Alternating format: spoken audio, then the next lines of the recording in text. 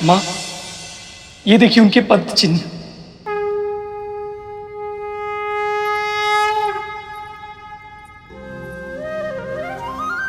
और ये पंख कहां से आया? किसके हैं ये? नारायण, माँ लक्ष्मी की। दीदी, प्रभु नारायण और माँ लक्ष्मी की।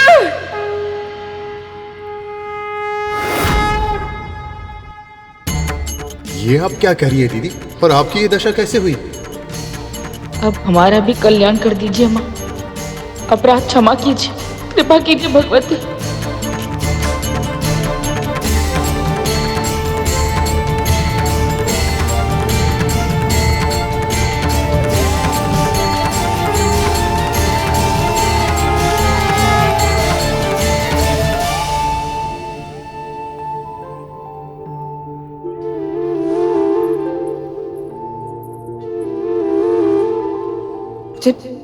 क्षमा कर देना माता।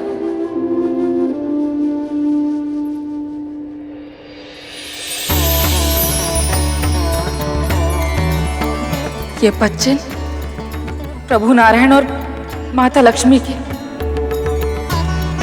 और ये पंख उनका जो शिष्य था, वो उनका कोई सेवक था। अब आपके पटर पटर करने से थोड़ी हर चीज सत्य हो जाएगी। और आपके पुत्र को कई तरह एम्बारस हो गए हैं। अब तक तो अपने घर का मार्ग भी भूल गया होगा आपका राजकुमार।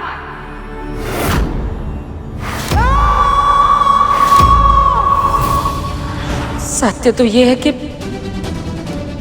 जब भी हम कुछ दुर्वचन कहते थे तो हमें उन स्त्री में दिव्यता दिखती थी।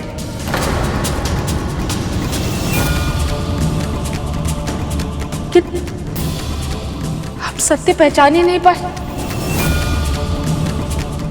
इसका अर्थ ये है कि स्वयं भगवान हमारे कल्याण के लिए आए थे यहाँ। प्रभु विष्णु और माता लक्ष्मी मेरे समक्ष।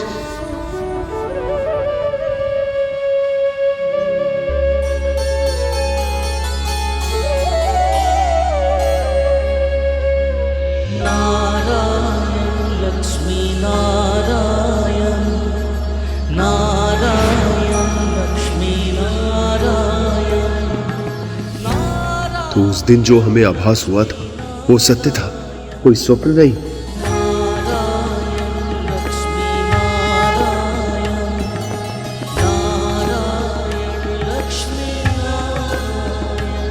भगवान, हमें तो बहुत आरंभ में ही उन्होंने अपने वास्तविक स्वरूप का आभास दे दिया था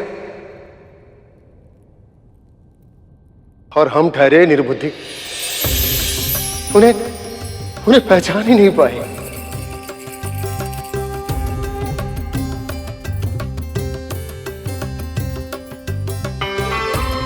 तो हमारे लिए बहुत प्रसन्नता की बात है कि साक्षात स्वामी नारायण और माता लक्ष्मी हमारे घर पधारे। उन्होंने हमें कथा सुनाई, हमारे हाथों से बना भोजन खाया। माता ने स्वयं अपने हाथों से बना प्रसाद हमें खिलाया, हमारे साथ रहे। ये हमारा सौभाग्य है, हम धन्य हो गए।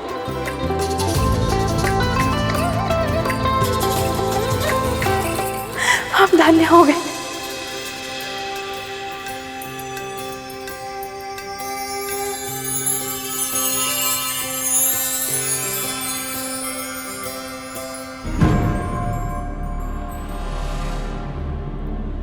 छोटे भाभी, सत्य तो यह है कि हम कभी नहीं चाहते थे कि आपका पुत्र घर वापस आए।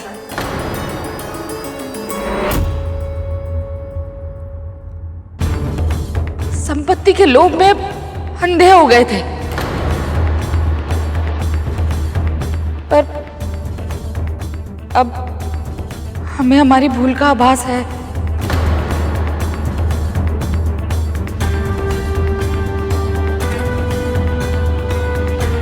बहुत लज्जित है हम। हो सके तो हमें क्षमा कर दीजिएगा। दीदी, आप तो हमारा परिवार है और अब हमारे मन में कोई मैल नहीं।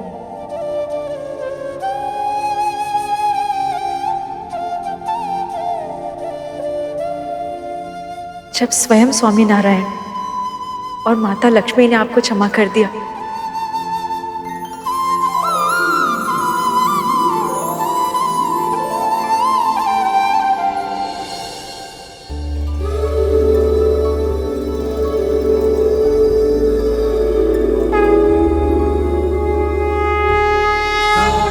लक्ष्मी नारायण की जय, माँ भगवती विंध्यवासिनी की जय, बोलो लक्ष्मी नारायण की जय, माँ भगवती विंध्यवासिनी की जय।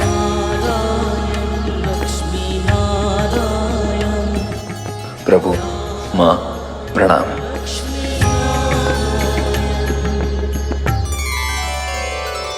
बहुत बहुत बधाई हो गरुड़, तुमने अपनी भक्ति से वो शक्ति अर्जित कर ली है जिससे तुम अब अपने जन्म का उद्देश्य पूरा कर पाओगे। हाँ भैया, परंतु ये माँ की कृपा और प्रभु की दया के बिना संभव ही नहीं था।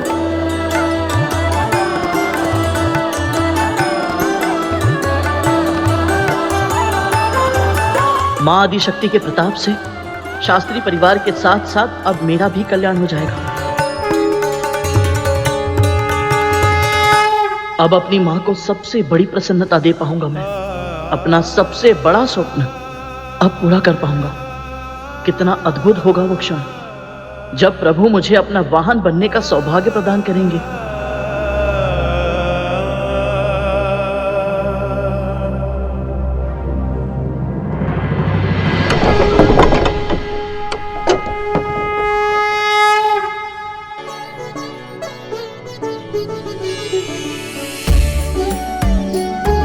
अब तो बहुत समय हो गया, बस अब प्रभु शीघ्र ही आदेश दे ताकि मैं उन्हें संसार के भ्रमण पर ले जा पाऊं।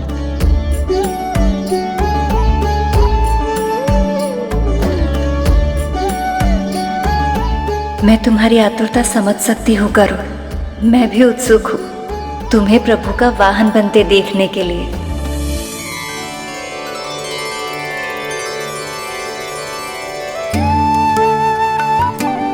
कुछ देर की प्रतीक्षा और सही, बाद वो क्षण शीघ्र आ जाए जब मैं प्रभु को उनकी पहली यात्रा पर ले जाऊं।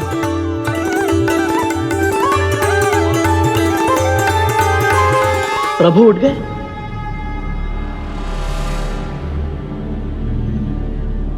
अब प्रभु अधिक प्रतीक्षा करना ठीक नहीं होगा। शीघ्र ही तैयार हो जाता हूं ताकि उनका अधिक समय व्यर्थ ना हो।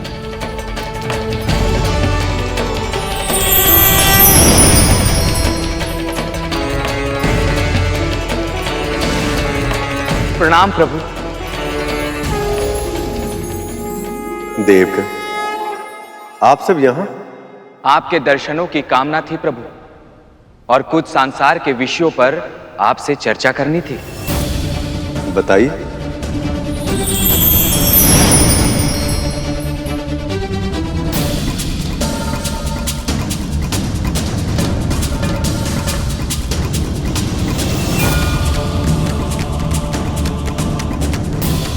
जिस क्षण की प्रतीक्षा मुझे इतने लंबे समय से है, जिसका स्वप्न देखते देखते मेरी माँ ने पलके तक झपकाना छोड़ दिया है, अब वो क्षण आ ही रहा है। हे प्रभु, कब पूरी होगी मेरी कामना? कब सत्य होगा मेरी माँ का स्वप्न?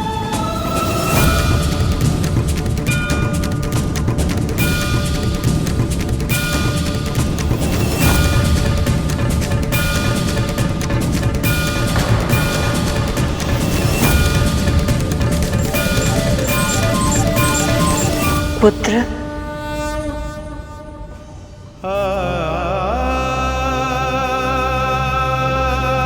तुम अपनी पीड़ा को विनता से नहीं छिपा पाते हो, तो मुझसे क्या छिपाओगे?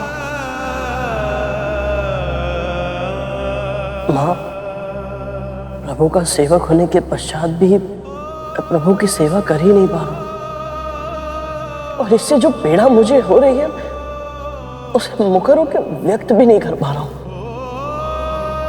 मां, जब तक मैं प्रभु का वाहन नहीं बन जाता मेरा जीवन व्यर्थ ही रहेगा। अपने उद्देश्य में असफल होने का दंश मेरे हृदय में हर पल चुभता रहेगा। मां, पुत्र, तुम्हारी स्वामी भक्ति में कोई संदेह नहीं है। सत्य कहे तो तुम्हारे जैसे भक्तों की एकनिष्ठ आराधना से ही भगवान को शक्ति मिलती है और वो भगवान बनते हैं। पुत्र, तुम्हें धैर्य रखना होगा।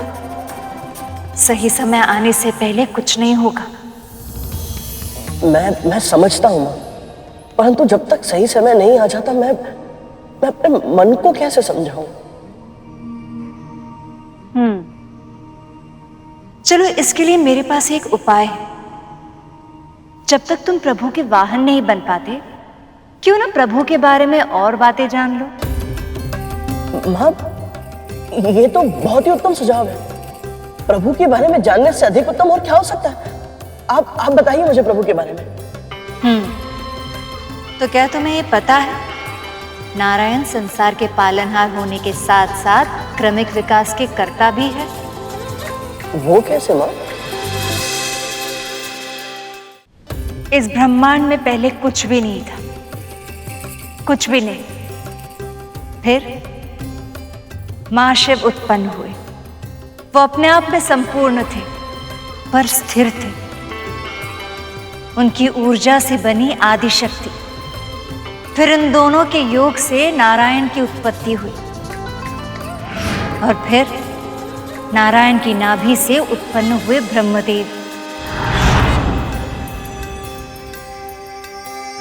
उस समय संसार में केवल जल था। फिर नारायण ने असुर मधुकैटभ का वध करके उनके महावृद्धाकार तन के अवशेषों से पृथ्वी का निर्माण किया। जैसे कि तुम्हें कद्रू ने बताया था, विकास यात्रा के क्रम में सबसे पहले जीवन की उत्पत्ति जल से हुई थी। प्रलय काल के समय तुम्हारे प्रभु ने मत्स्य अवतार लेकर महाराज सत्यव्रत से नौका का निर्माण करवाया था और सभी प्रजातियों के जीव जंतु, कीटों, पक्षियों आदि को उस पर स्थान देने का आदेश दिया था, और फिर स्वयं मत्स्य रूप में उस नौके की रज्जू खींचकर उन सब की रक्षा की थी। उसके बाद देवों और असुरों में संग्राम छिड़ गया। दिव्य शक्तियों में भीषण युद्ध होने लगा। इस काल में समुद्र मंथन को संभव बनाने के लिए उन्होंने दूसरा अवतार अर्थात कूर्म अवतार लेते हुए तुमने स्वयं देखा। जल पर विचरण करने वाली मछली के बाद आया था जल और थल दोनों पर धीमी गति से विचरण करने वाला कछुआ। मां, जीवन की विकास यात्रा के इस क्रम में इन दोनों के बाद प्रभु का अगला अवतार कौन सा हुआ था? अवतारों का प्रकट होना इतना सहज नहीं होता पुत्र। किसी भी अवतार के उत्पन्न होने से पहले उसकी आवश्यकता का जन्म होता है। उचित कारण और योग्य परिस्थिति उत्पन्न हुए बिना कोई भी अवतार संभव नहीं हो सकता। इसलिए प्रभु विष्णु के अगले अवतार के लिए आवश्यक परिस्थिति निर्माण करने के लिए सनकादिक ऋषि वैकुंठ आए। ओम नमो नारायणाय, ओम नमो नारायणाय, ओम नमो नारायणाय, ओम नमो नारायणाय, ओम नमो नारायणाय। नारायण नारायण नारायण नारायण, ओम नमो नारायण।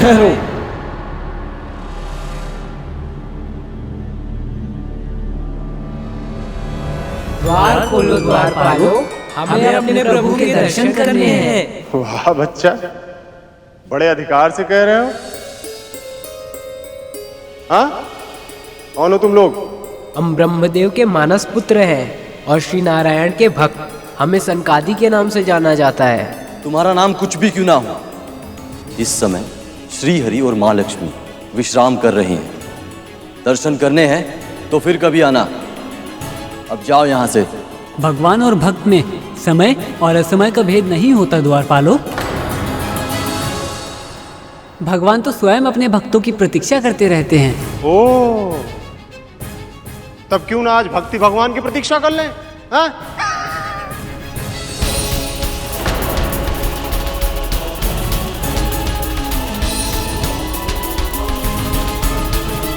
बस अब बहुत हो गया। हमें श्री हरि के दर्शन इसी समय करने हैं। बाल हट मत करो, तुम बालक ब्रह्मचारी।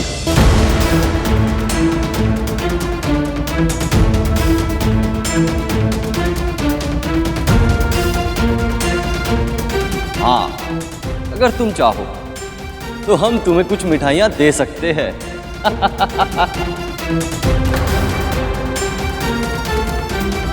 तुम हमारे साथ छोटे बालक की तरह व्यवहार करना बंद करो। बस अब बहुत हो गया। हमने तुम्हें चेतावनी दी थी पर तुमने हमारी चेतावनी पर ध्यान नहीं दिया। हमारे निवेदन का आदर करने के स्थान पर तुमने हमें श्री हरि के दर्शन तक करने नहीं दिए। भगवान और भक्त के बीच अवरोध करने का दुस्साहस किया है तुम दोनों ने।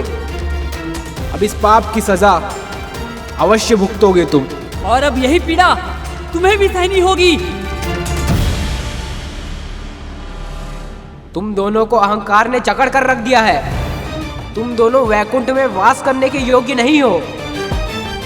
अब तुम दोनों को मृत्यु लोक जाना होगा।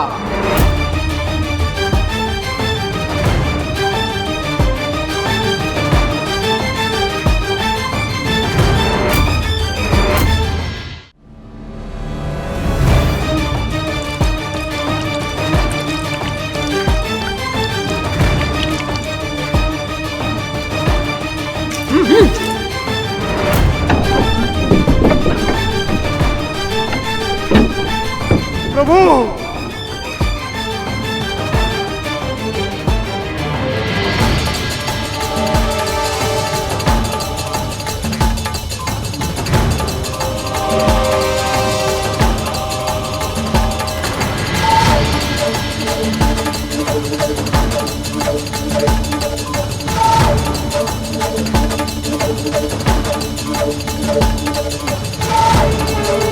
प्रणाम ऋषिवर।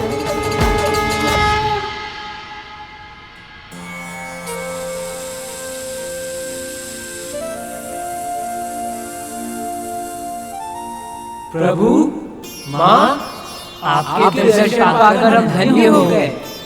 प्रभु, हमारी रक्षा कीजिए प्रभु। प्रभु, इन ऋषियों के श्राप से हमें मुक्ति दिलाई है। हम इतना बड़ा श्राप सह नहीं पाएंगे प्रभु। पर ऋषियों की वाणी को असत्य मैं भी नहीं कर सकता जय विजय। पर यदि इन्होंने आपको दंड दिया तो उसे तो भोगना ही होगा। पर प्रभु, हमने तो अपने कर्तव्य का निर्वहन किया था। जय विजय, ये सत्य है कि तुम दोनों द्वारपाल हो। प्रवेश की मर्यादा बनाए रखना ही तुम्हारा कर्तव्य है। पर तुम दोनों को इस बात का आकलन भी करना आवश्यक है कि द्वार पर किनका आगमन हुआ है। अपने भक्तों से मिलने के लिए स्वयं भगवान भी दौड़े चले जाते हैं, और आप दोनों ने उनके भक्तों को ही द्वार पर रोक दिया। तपस्वियों का अनादर करना एक अपराध है जय विजय, और अपराध किया है तो इसका दंड तो तुम्हें मिलेगा ही। आप सत्य कह रही है माँ। अपराध तो हमने किया, हमें क्षमा कर दीजिए माँ, हमें क्षमा कर दीजिए। हम इतना बड़ा दुख कैसे सहन कर पाएंगे प्रभु? आप तो दीन दयाल है प्रभु, दुखियों का कष्ट हरने वाले हैं प्रभु। हमारे उद्धार का कोई तो उपाय बताइए।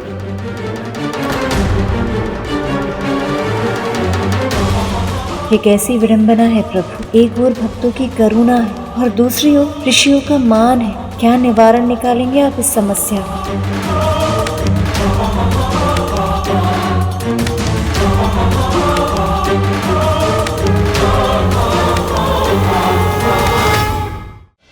ऋषिवर, ये दोनों मेरे परम भक्त, परम सेवक। आपका श्राप भोगने के बाद कृपया आप इन्हें वैकुंठ फिर से लौटने की अनुमति दें। आपके सामने होकर हम अनुमति कैसे दें? इतना सामर्थ्य नहीं है हमारे पास प्रभु। आप हमारे भगवान हैं। इनके दंड और इनकी वापसी से संबंधित सभी निर्णय हम आप पर छोड़ते हैं प्रभु।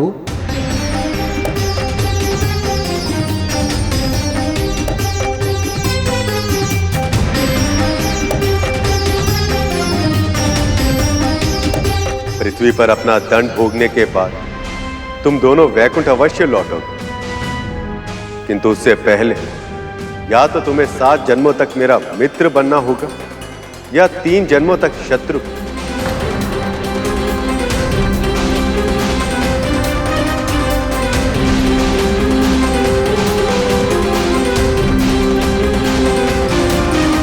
परंतु जिनके बिना 7 क्षण भी संभव ना हो, इनके बिना 7 जन्मों का विरह कैसे सह पाएंगे प्रभु?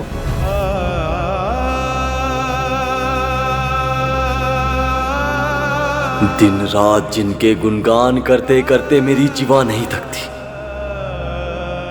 3 जन्म हम उनसे शत्रुता कैसे निभा पाएंगे?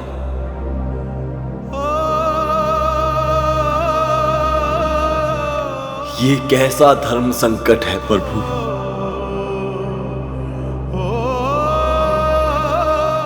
हम जो भी चुनेंगे प्रभु, वो हमारे लिए अत्यंत ही कष्टकारक होगा। क्या हमारा कष्ट देखकर आपको दुख नहीं होगा प्रभु? क्या हम आपके भक्त नहीं हैं? जय विजय पुत्रों, जब तुम्हें किसी एक मार्ग का चुनाव करना ही है, तो जो मार्ग तुम्हें अपने प्रभु के पास शीघ्र अतिशीघ्र लौट के आने की सहायता करे, उस मार्ग का चुनाव करना उचित नहीं होगा?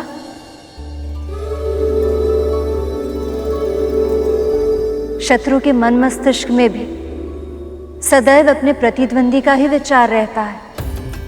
दिन रात सोते जागते वो सदैव अपने शत्रु का स्मरण करता रहता है। और फिर 3 जन्मों का समय 7 जन्मों से कम भी तो है।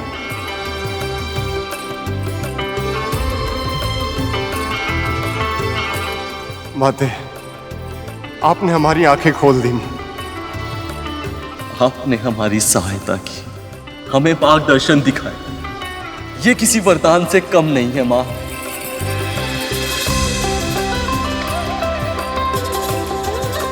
प्रभु, हमें 3 जन्मों तक आपसे शत्रुता निभाना स्वीकार है प्रभु,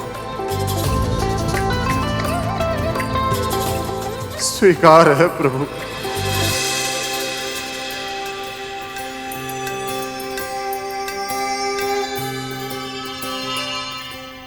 नारायण के प्रति आपकी भक्ति सचमुच अद्भुत है।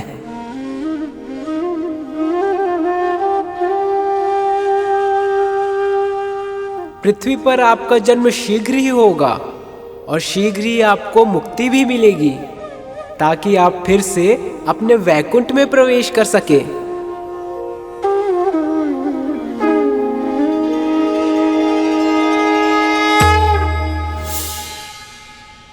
इन तीनों के जन्मों में जय विजय किस रूप में है मां?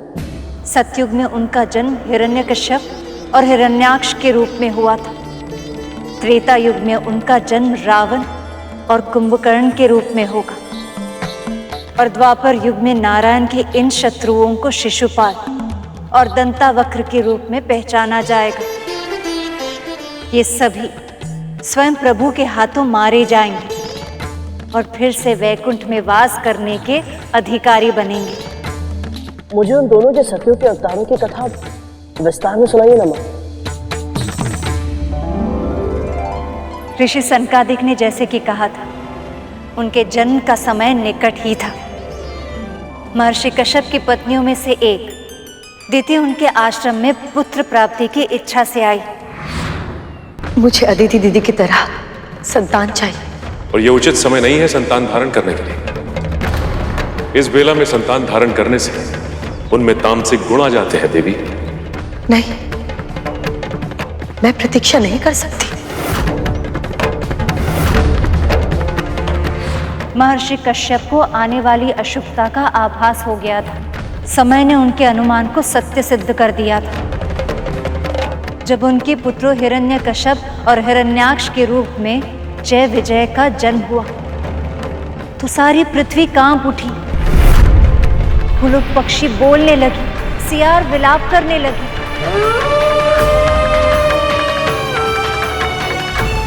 चंद्र को ग्रहण लग गया और समुद्र में चक्रवात उमड़ने लगी। समय के साथ महर्षि के दोनों पुत्र बड़े हुए और उनके आतंक से त्रिलोक त्राही त्राही करने लगा।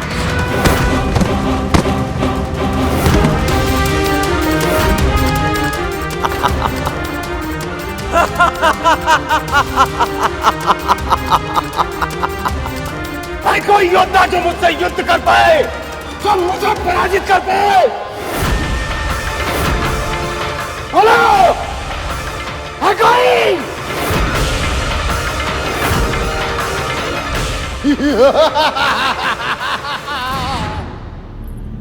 अधर्मी का सबसे बड़ा अवगुण यही होता है।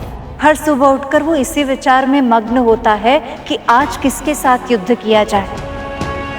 हिरण्याक्ष के साथ भी ऐसा ही हुआ था। देवता भी उसके बल के सामने पराजय स्वीकार कर चुके थे। स्वयं को सर्वशक्तिमान समझने लगा था वो। जब एक दिन उसे कुछ साधु श्री नाम जपते हुए, तपस्या करते हुए मिले।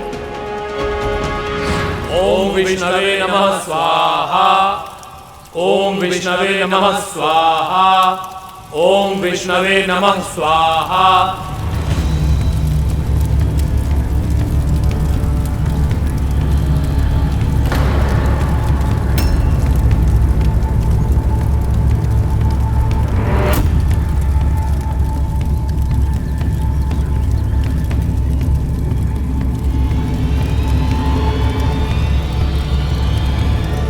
संसार में सबसे अधिक बलशाली, सबसे अधिक ऊर्जावान और सबसे अधिक सामर्थ्यवान केवल दो ही पुरुष हैं, मैं और मेरा भाई हिरण्यकश्यप।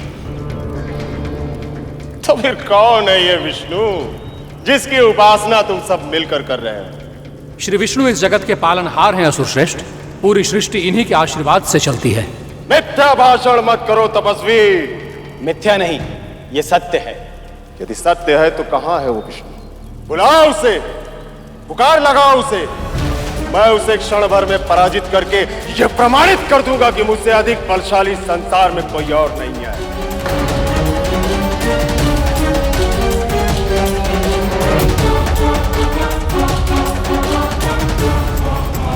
क्या हुआ? ऑन क्यों हो गए? यदि अपने प्राणों की रक्षा करना चाहते हो तो बताओ मुझे कि कहां मिलेगा वो और कैसे होगा उससे सामना। हम स्वयं उनके दर्शन के लिए व्याकुल हैं। तभी तो हम लोग यज्ञ कर रहे हैं ताकि इन आहुतियों से उन्हें प्रसन्न कर सकें। आहुतियों के हर्ष अर्थात देवताओं और विष्णु को आहार इन आहुतियों से ही मिलता है। ना होगी आहुति, ना मिलेगा आहार, और फिर ना ही प्राप्त होगी शक्ति। यदि मैं तुम्हारे यज्ञ करने पर रोक लगा दूं तो तुम्हारे विष्णु को विवश होकर हमारे समक्ष आना ही होगा।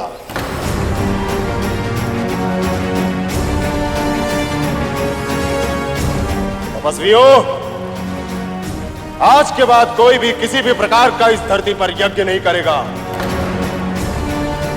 यदि तुम में से किसी ने मेरे आदेश का पालन नहीं किया तो मिलेगा उसे केवल मृत्युदंड।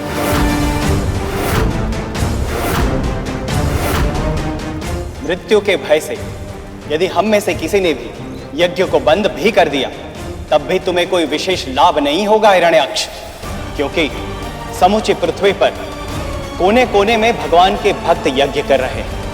कहां कहां पर रोक लगाओगे तुम? कहां कहां बंद करवाओगे यज्ञ को? कोने कोने में, पृथ्वी के हर स्थान पर इस प्रथा को बंद कर दूंगा मैं। और तुम में से यदि किसी भक्त ने मेरे आदेश का पालन नहीं किया तो सारी पृथ्वी को जल में डुबो दूंगा मैं। और तुम सारे भक्त मारे जाओगे और तब तुम्हारा विष्णु मेरा सामना करने पे विवश हो जाएगा।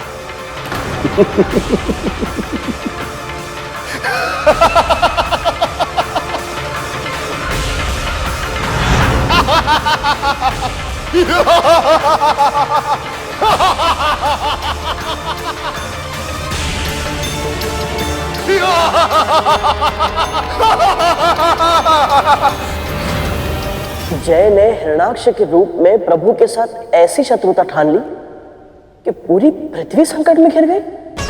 जब एक बार किसी में असुरी वृत्ति प्रवेश कर जाती है तो पाप उसे जकड़ लेता है, और जब किसी का मन पाप कर्म से लिप्त हो जाए तो उसे सीमाएं लांघने में अधिक समय नहीं लगता। तो फिर मुझे ये बताइए मां कि प्रभु पापियों को पाप करने से कब रोकते हैं? भूल किसी से भी हो सकती है करुण, इसलिए प्रभु हर पाप करने वाले को प्रायश्चित करने का समय और सुधरने का अवसर अवश्य देते। जय और विजय का पुण्य इतना अधिक था कि जब तक वो ये सभी पाप कर नहीं लेते तब तक ऐसी परिस्थिति बन ही नहीं पाती कि भगवान अवतार लेकर उनका उद्धार करे।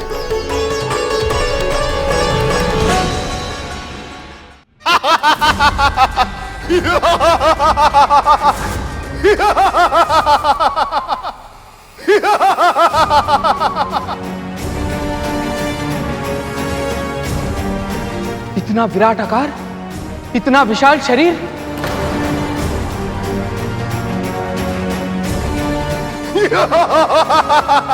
अब इस संसार की रक्षा कैसे होगी?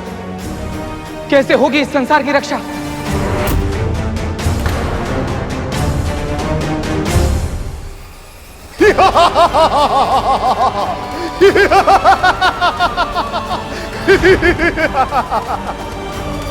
ठहरिए असुर शिरोमणि, ऐसा अन्याय मत कीजिए। यदि आप धरती को इसके कक्ष से बाहर निकाल देंगे तो सभी प्राणी मर जाएंगे। धरती पर जीवन का अंत हो जाएगा और केवल धरती ही नहीं, अन्य ग्रहों पर भी इसका प्रभाव पड़ेगा। और तुम नहीं चाहती कि ऐसा हो, है ना भूदेवी?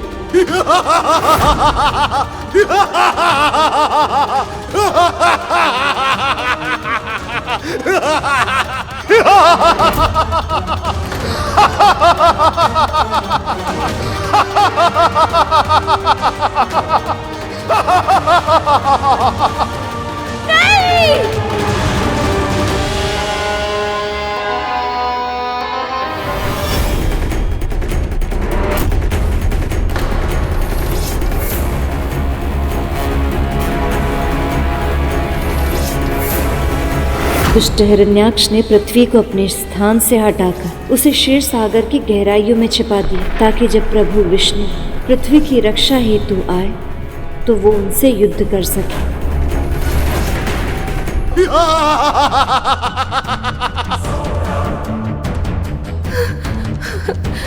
रक्षा कीजिए प्रभु, बचा लीजिए अपनी सृष्टि को। यदि शीघ्र ही आपने कुछ नहीं किया तो विनाश के भस्म के अतिरिक्त और कुछ नहीं बचेगा आपकी प्रिय पृथ्वी पर।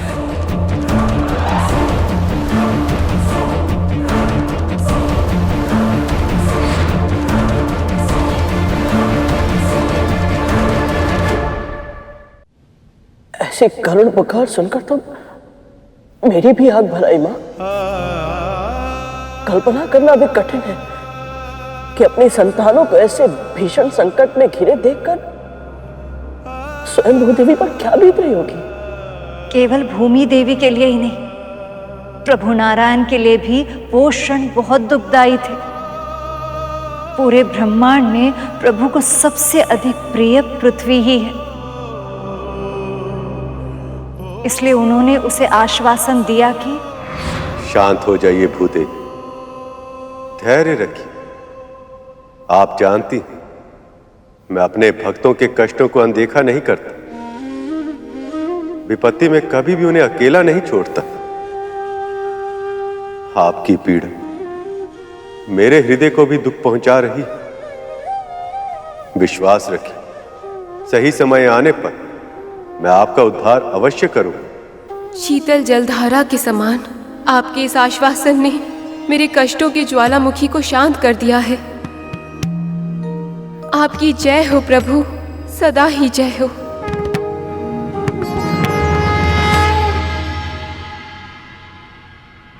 सही समय आने पर परंतु मां, हिरणाक्ष ने पृथ्वी को उनकी कक्षा से, अंतरिक्ष की सहज दूरी से हटा दिया था, समुद्र में ले जाकर कीचड़ में डुबा दिया था।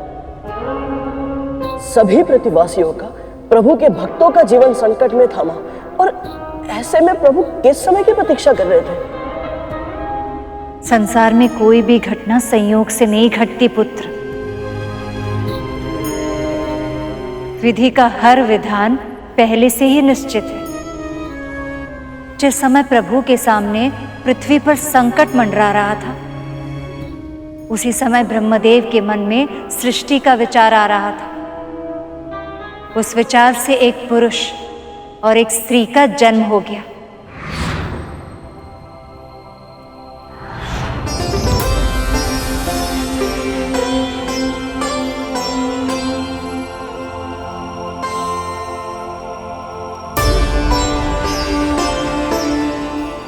मनु, शत्रुपा, अब आप दोनों को ही सृष्टि का सर्जन करना होगा।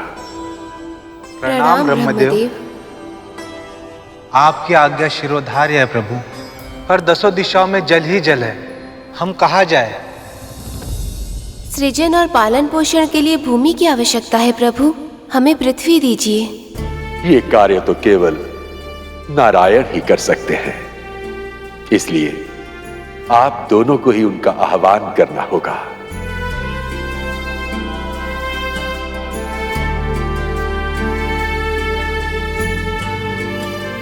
ओम विष्णवे नमः।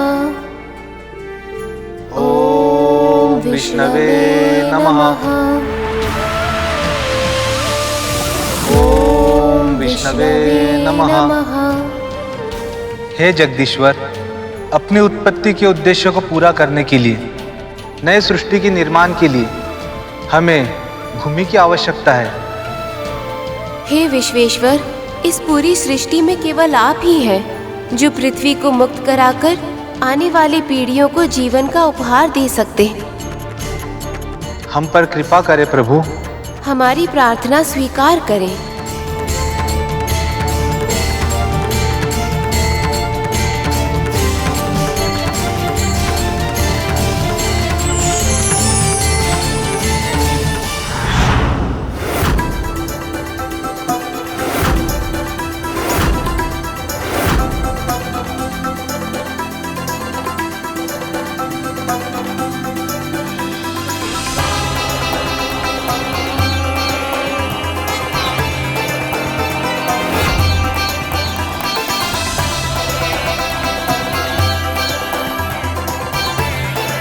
प्रभु नारायण ने अवतार लिया है। वराह अवतार।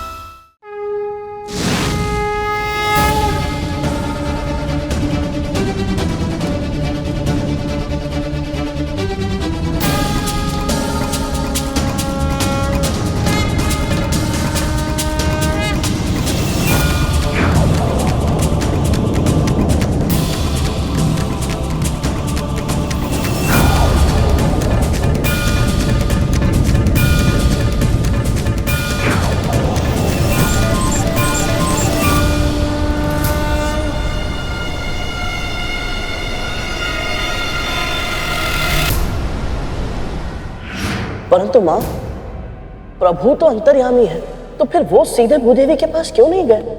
हर अवतार की निश्चित मर्यादा होती है पुत्र, जिसे प्रभु कभी भंग नहीं होने देते।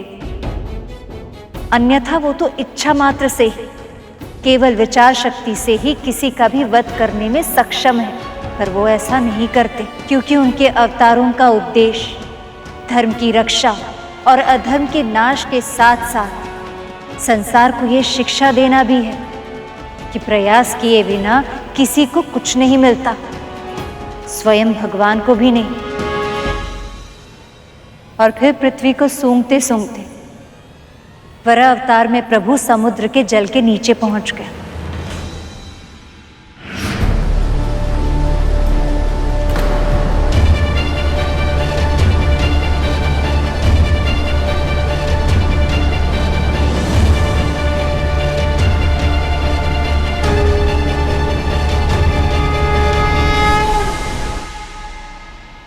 भूदेवी का अब उद्धार होने वाला है।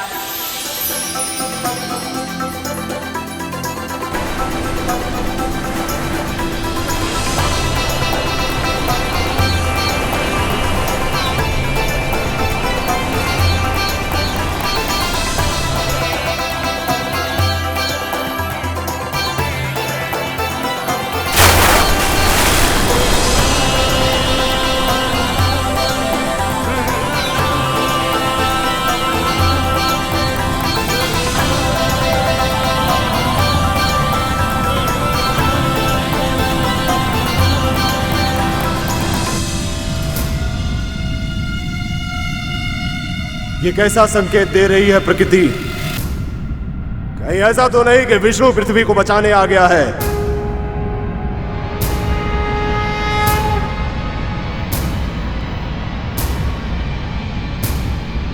ये तो साधारण वराह है, तो फिर विष्णु कहां है और ये कहां ले जा रहा है पृथ्वी को? ठहर जा वराह! मेरे आदेश को अनसुना करके पृथ्वी को सौर मंडल की ओर ले जाने का प्रयास कर रहा है तू। अब तुझे स्मरण दिलाना ही होगा कि मेरे सामने तेरी स्थिति कितनी तुच्छ है। और फिर उस मूढ़मती हिरण्याक्ष ने अभिमान में आकर प्रभु को तरह तरह के दुर्वचन कहे। अपमान की पराकाष्ठा को पार कर देने वाले उन शब्दों को सुनकर बहुत धैर्यवान व्यक्ति भी अपना धैर्य खो दे, इतनी नीचता भरी थी उसके कथनों में। पर प्रभु ने उसे सुनकर भी अनसुना कर दिया और अपने पथ पर अड़े होकर आगे बढ़ते रहे। फिर उस दुष्ट ने प्रभु को द्वंद्व युद्ध के लिए चुनौती दी। मेरी पृथ्वी को चुरा कर ले जा रहा है। ठहर जा वराह, सामना कर मेरा। यदि तनिक भी साहस है तो द्वंद्व युद्ध कर मुझसे और पराजित कर मुझे। यदि पराजित कर पाया तो ले जा पृथ्वी को।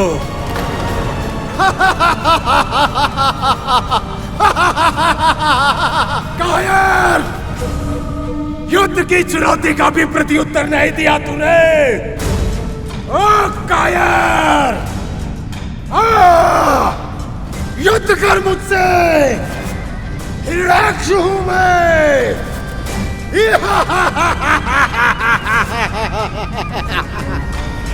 प्रभु ने उस दुष्ट हिरण्याक्ष को उत्तर क्यों नहीं दिया?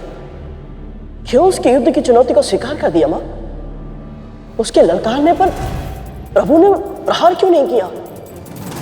क्योंकि अपने लक्ष्य की ओर बढ़ते समय किसी उकसावे में आकर भटकना नहीं चाहिए। उस समय प्रभु की प्राथमिकता हिरण्याक्ष का वध करना नहीं, पृथ्वी की रक्षा करना था। इसलिए वो तीव्र गति से ऊपर आए और उस सौर्य मंडल में उसकी निर्धारित कक्षा में स्थापित कर दिया।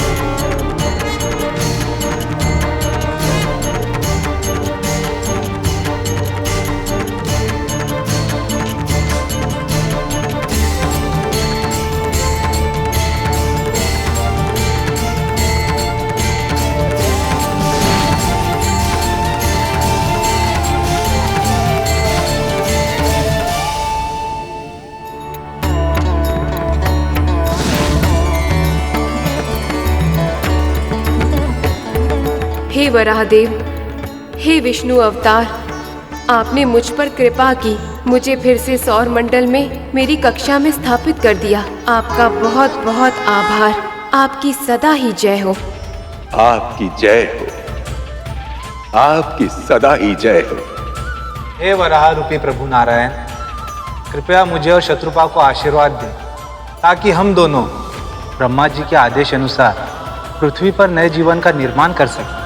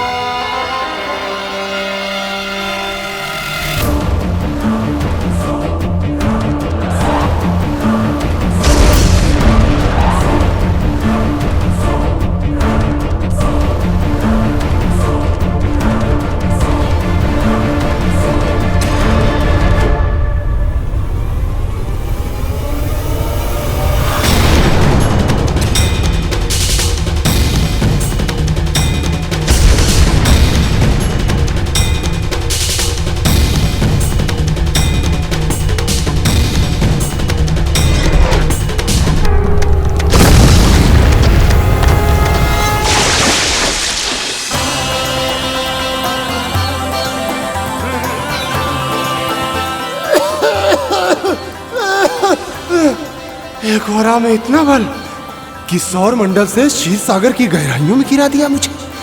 ये कैसे संभव है?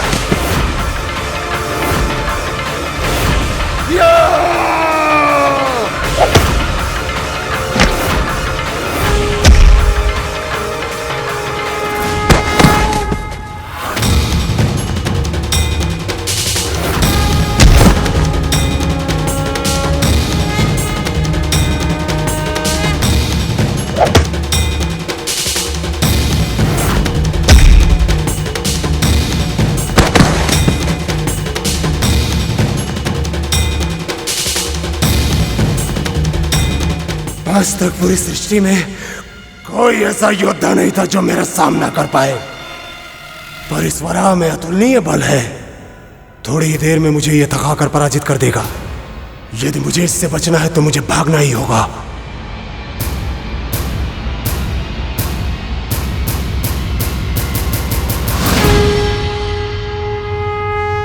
अभी तो वहां था ये, फिर इस दिशा में कैसे आया?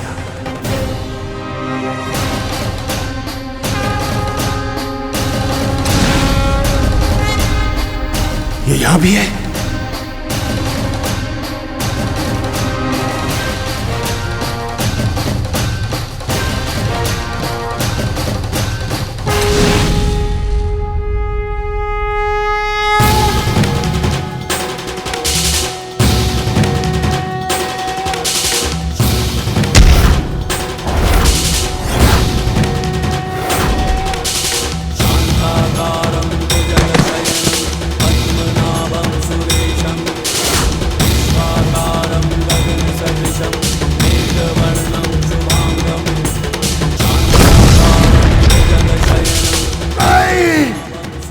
मृत्यु नहीं हो सकती, असंभव है ये।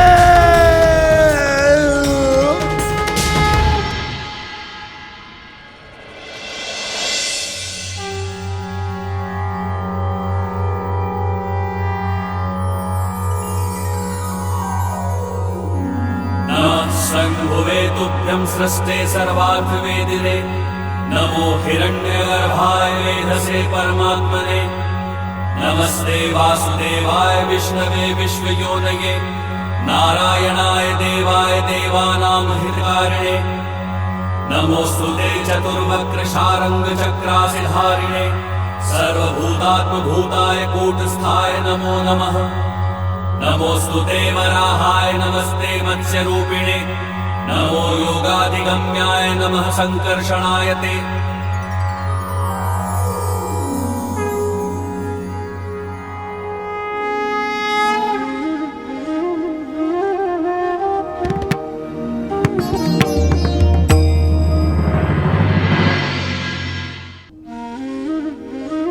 प्रभु के इस अवतार ने एक बार फिर सिद्ध कर दिया कि जब जब संसार में पाप बढ़ता है, धर्म का नाश होता है, संत जनों पर संकट आता है, तब तब प्रभु स्वयं आकर अपने भक्तों की रक्षा करते हैं और इस संसार का कल्याण करते हैं। तुमने सही कहा पुत्र, पर केवल हिरण्याक्ष की मृत्यु से संसार पाप मुक्त नहीं हुआ था। इस जन्म में जय का उद्धार तो हो चुका था, पर विजय हिरण्यकश्यप के रूप में जीवित था और उसका उद्धार होना शेष था। हमारी रक्षा कीजिए महादेव। राक्षस कुल की महारानी और हमारी पत्नी का अचानक अस्वस्थ होना, इसका कारण तो हम नहीं जानते, परंतु इतना अवश्य जानते हैं कि कारण जो भी हो, आपकी कृपा से वो अवश्य ठीक हो सकती हैं। उन्हें रोग मुक्त कीजिए प्रभु, उन्हें रोग मुक्त कीजिए। प्रणाम असुरराज। वैद्य जी, आप यहाँ? शुभ समाचार है असुरराज, आप पिता बनने वाले हैं। राक्षस कुल को राजकुमार प्राप्त होगा। बधाई हो, बधाई हो। मैं आपको रत्न से तौल दूंगा वैद्य जी। बहुत अच्छा समाचार दिया है आपने। आज तक मैं और मेरा भाई हिरण्याक्ष ही पूरे संसार पर अपना राज स्थापित कर रहे थे। अब मेरा उत्तराधिकारी जन्म लेगा और निश्चित करेगा कि असुर कुल अनंत काल तक सर्वशक्तिमान रहे। महारानी, महारानी कहां है? महारानी लीलावती, कुछ पल के लिए तो हम घबरा ही गए थे। आपके स्वास्थ्य का समाचार सुन के हम भयभीत हो गए थे और सीधे चले गए अपने महादेव शिव शंकर के पास अपनी रक्षा की गुहार लगाने। और देखिए महादेव ने कैसा अद्भुत वरदान दिया है मुझे। बधाई हो महाराज, आपको भी बधाई हो। आपको भी महारानी, आपको भी। हमारे पुत्र को जन्म देंगी आप। इससे अधिक शुभ और क्या हो सकता है। अब हमारी ध्वजा संसार में हमेशा हमेशा के लिए फहराई जाएगी। आपने मुझे जीवन का सर्वश्रेष्ठ क्षमा कीजिए महाराज।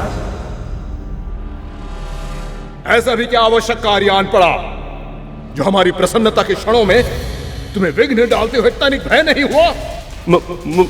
महाराज। बात क्या है सैनिक? निर्भय होकर कहो। असंभव, असंभव है ये। एक साधारण वराह मेरे त्रिभुवन विजयी महापराक्रमी भाई की निर्मम हत्या कर दे, ये असंभव है। अवश्य ही उस मायावी बहरूपीय विष्णु ने किया है। कपट रूप धरने में कुशल है वो।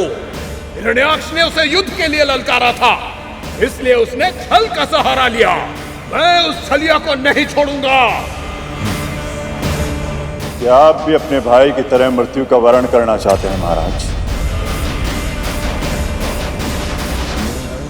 क्या आप मुझे कायर बनकर छुपने के लिए कह रहे हैं गुरुदेव? अपने सहोदर की मृत्यु का प्रतिशोध ना ले, ऐसा कृतघ्न नहीं है हिरण्यकश्यप। आत्मबल का घमंड विनाश का कारण होता है महाराज। श्री हरि कोई साधारण देव नहीं है।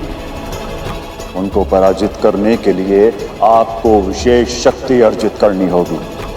विशेष शक्ति? उसे कैसे अर्जित कर सकता हूं मैं? इसके लिए आपको भूख प्यास, आनंदमय जीवन, नाखेट, मदिरा, मांस सबका त्याग करना होगा। आप मार्ग बताइए गुरुदेव। यदि उस मार्ग पर कांटे भी बिछे होंगे तो भी मैं नग्न पांव चलूंगा। प्रतिशोध की ज्वाला में धधकते इस हृदय को अब तभी शांति मिलेगी जब उस वैरी विष्णु का वध करूंगा मैं। अगर ऐसी बात है तो आपके लक्ष्य प्राप्ति का एकमात्र उपाय है तपस्या। आप ब्रह्मदेव की तपस्या कीजिए। वो आपके पिता मैं, वो अवश्य आपको मनवांछित वरदान देंगे। उत्तम सुझाव है। अब अमरत्व का वरदान पाकर ही लौटूंगा मैं। आशीर्वाद दीजिए गुरुदेव। यशस्वी भव।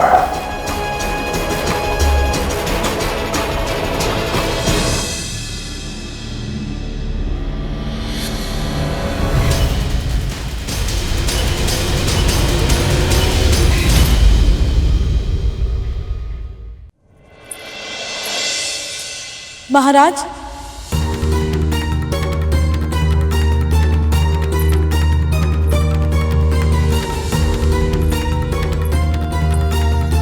महाराज, कहाँ जा रहे हैं आप?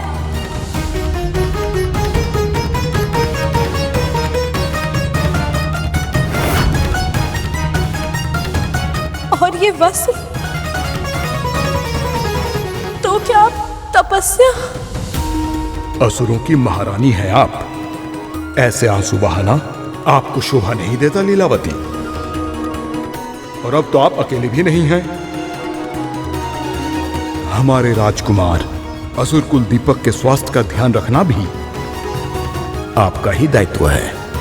तो ऐसे महत्वपूर्ण समय में आप मुझे अकेले छोड़कर क्यों जा रहे हैं स्वामी? क्या अपने होने वाले पुत्र को दृष्टि भर देखने की इच्छा भी नहीं है आपके मन में? इच्छा तो बहुत है लीलावती, क्योंकि बहुत प्रेम करते हैं इससे। इसीलिए आज इसे छोड़कर जाना होगा। जब मैं अपनी तपस्या से अमरत्व का वरदान प्राप्त कर लूंगा तो मेरी संतान और असुर कुल को देवताओं से कोई भय नहीं होगा। और तब बहुत ही सरलता से अपने शत्रु विष्णु का भी अंत करके मैं हिरण्याक्ष की निर्मम हत्या का भी प्रतिशोध ले लूंगा। कल सुनहरा हो, इसलिए अपनी आँच को त्यागना ही होगा। ये सब तो मैं समझती हूँ स्वामी, परंतु ना जाने क्यों एक विचित्र सी घबराहट हो रही है। अपना ध्यान रखना लीला। जब तक मैं वापस लौटकर नहीं आता, मेरे पुत्र का पालन पोषण बहुत प्रेम से करना। एक बार मैं अमरत्व का वरदान लेकर वापस आ जाऊं, फिर हम पिता पुत्र पूरे ब्रह्मांड पर शासन करेंगे।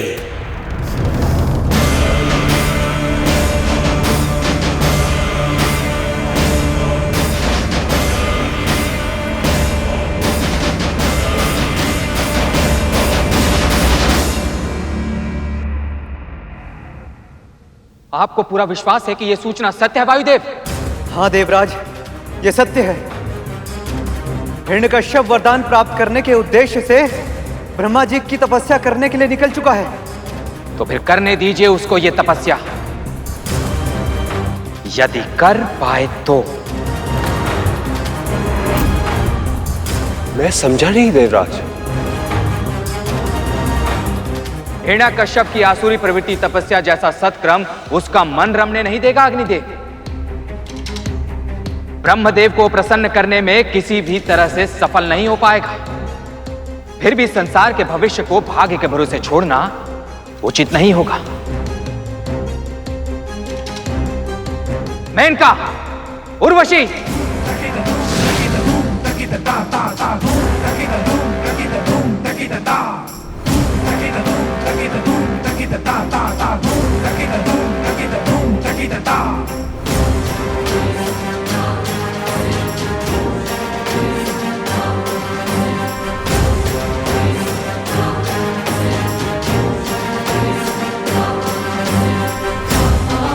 आप दोनों जाइए और उसकी तपस्या भंग कर दीजिए।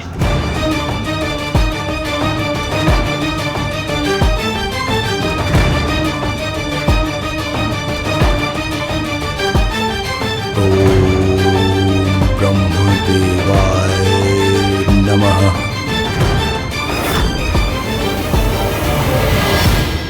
ओम ब्रह्मदेवाय नमः। ओम ब्रह्मदेवाय नमः। ओम ब्रह्मदेवाय नमः।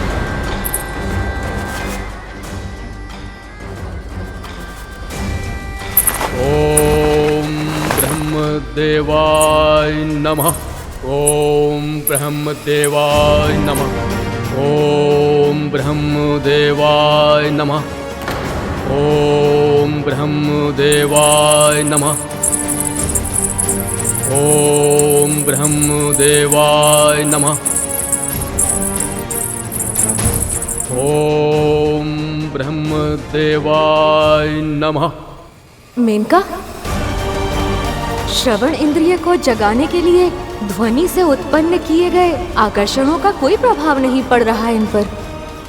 हाँ उर्वशी, अब तो केवल एक ही उपाय शेष है। हमें अपने आकर्षणों का स्तर बढ़ाना होगा। ओम ब्रह्मदेवाय नमः। उर्वशी, मेनका, बस कीजिए। ब्रह्मदेवाय नमः। आप दोनों भी असफल हो गई। अब शक्ति प्रयोग ही एकमात्र उपाय है। ओम ब्रह्मदेवाय नमः। अग्निदेव, इसके चारों ओर ऐसा भीषण घेरा बना दीजिए कि ताप से घबराकर इसकी तपस्या भी पिघल जाए। ओम ब्रह्मदेवाय नमः। ओम ब्रह्मदेवाय नमः।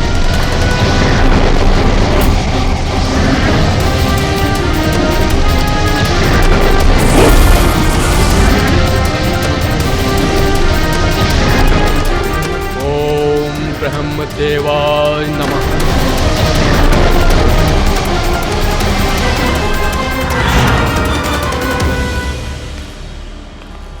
मायावी है ये। हो सकता है तपस्या के आरंभ में इसने अग्नि के विरुद्ध किसी सुरक्षा घेरे का निर्माण कर लिया हो। देवराज, सुरक्षा घेरा चाहे कैसा भी हो, वो घेरा मेरे चक्रवात के आगे टिक नहीं सकता।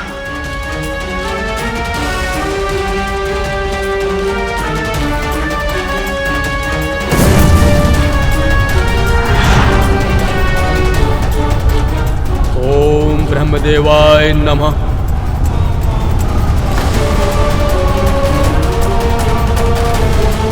ओम ब्रह्मदेवाय नमः। ओम ब्रह्मदेवाय नमः।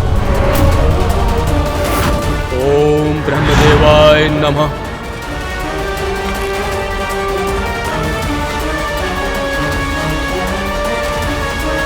जल ही प्रलय का माध्यम है देवराज। जब सृष्टि अपने अंतिम चरण में होती है तो जल ही विनाश का अस्त्र होता है। अब हिरण्यकश्यप देखेगा कि मेरी जल शक्ति का प्रभाव अधिक है या इसके तपो शक्ति का।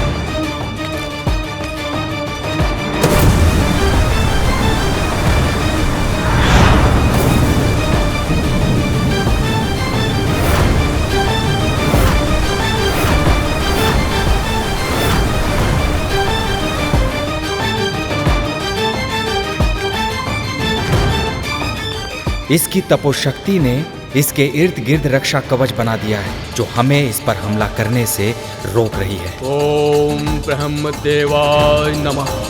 हे महादेव, हे शिव शंकर, मेरे पति की रक्षा कीजिए। उन्हें अपनी तपस्या में सफल बनाइए ताकि वो लौट के मेरे पास वापस आ सके।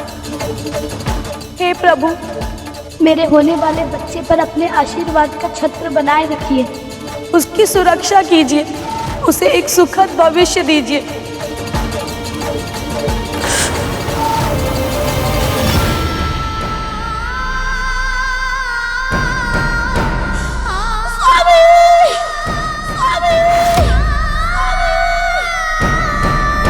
ओम ब्रह्मदेवाय नमः। देवराज, हमने इस पे अपनी सभी शक्तियों का प्रयोग करके देख लिया, परंतु इसकी तपस्या भंग करने में हम विफल रहे। यदि ऐसा ही रहा तो इसका तपोबल में निरंतर वृद्धि होती जाएगी। यदि ये अपनी तपस्या में सफल हो गया तो? सफल हो पाए इससे पहले ही भूमि में मिल जाएगा वो। इतना अस्थिर हो जाएगा कि इसके शरीर का संचालन भी संभव नहीं हो पाएगा और फिर शीघ्र ही अपने प्राण गंवा देगा वो। और यही नहीं, मैं ये भी निश्चित करूंगा कि इसकी मृत्यु के बाद कोई और प्रतिशोध देने वाला जीवित ना बचे। परंतु देवराज, आप करेंगे क्या? हिरण्यकश्यप की पत्नी और असुरों की रानी लीलावती का अपहरण करूंगा और फिर उसके पुत्र का वध करके असुर कुल का सदा सदा के लिए विनाश कर दूंगा।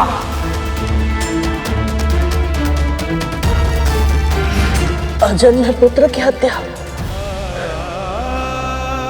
ये तो बहुत बड़ा पाप है मां।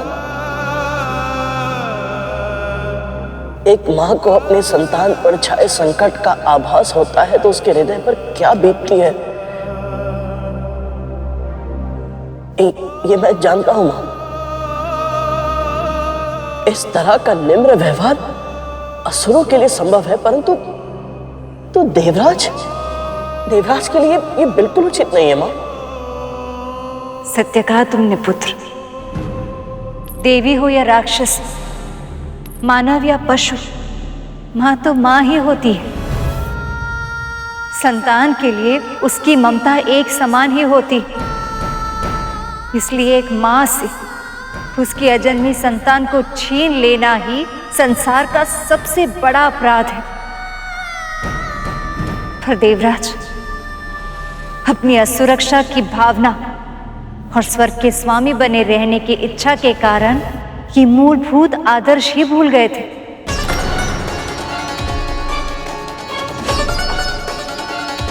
फिर क्या हुआ माँ? पुत्र के जन्म लेने पर पिता का मुख भी ना दिखा पाऊं, इससे ज्यादा दुर्भाग्यपूर्ण और क्या होगा। मुझ पर कृपा कीजिए महादेव। ये मेरे गर्भ से निकलकर आपके इस संसार में आए, उससे पूर्व मेरे पति को सुरक्षित वापस ले आइए। महारानी, आपसे भेंट करने साधु पधारे हैं।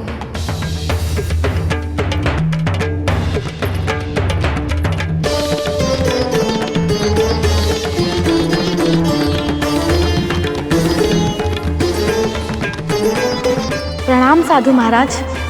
प्रसन्न रहिए महारानी। पधारिए।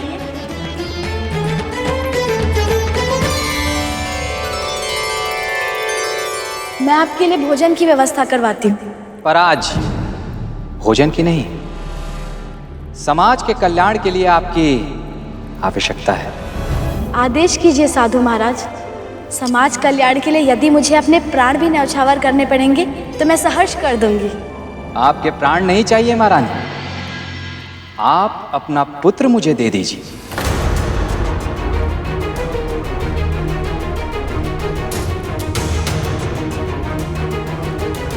ऐसा नहीं हो सकता, ये मेरी निजी संपत्ति नहीं है। इसे त्यागने का अधिकार मुझे नहीं है मुनिवर।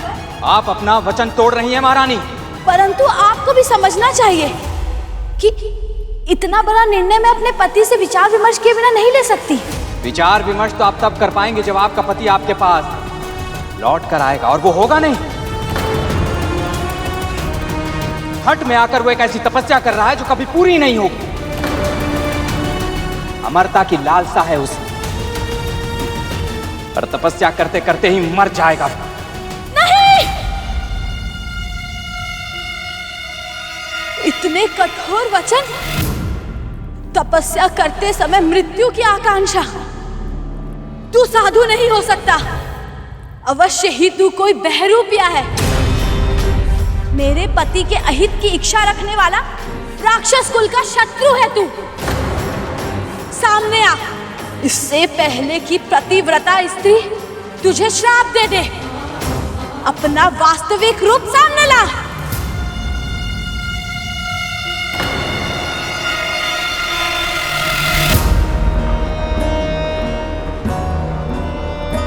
देवराज, मेरे पति के भाई हो तुम। मेरे अजन्मे पुत्र, अपने निर्दोष भतीजे के प्राण लेना चाहते हो। अपने हृदय में तनिक तो विचार करो, दया करो देवराज। इस निर्दोष बालक से क्या शत्रुता है तुम्हारी? अभी नहीं है, पर भविष्य में होगी। जो पौधा बड़े होकर प्राणों के लिए संकट बने, बालकाल में ही उसकी जड़ें उखाड़ देनी चाहिए। यदि आप स्वयं अपने पुत्र को मुझे नहीं देंगी तो बल से मैं उसे छीन लूंगा। आपका अपहरण करूंगा मैं। पाप है ये। सैनिकों, बंदी बना लो इस अत्याचारी को।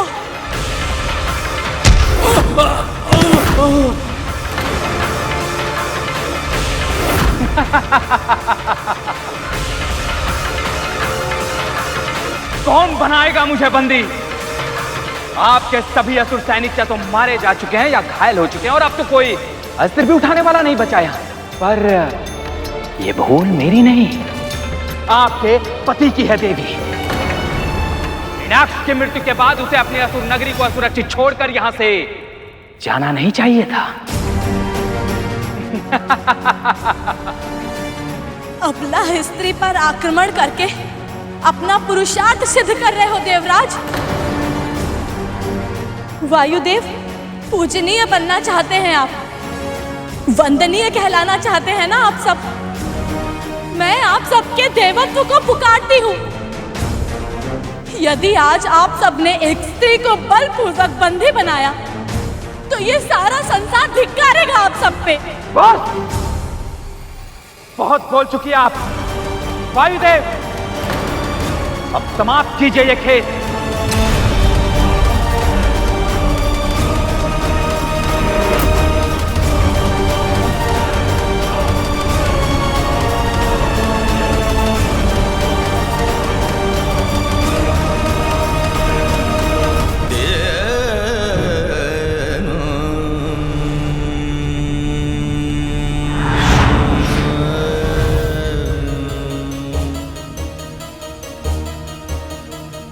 इतना घृणित कार्य,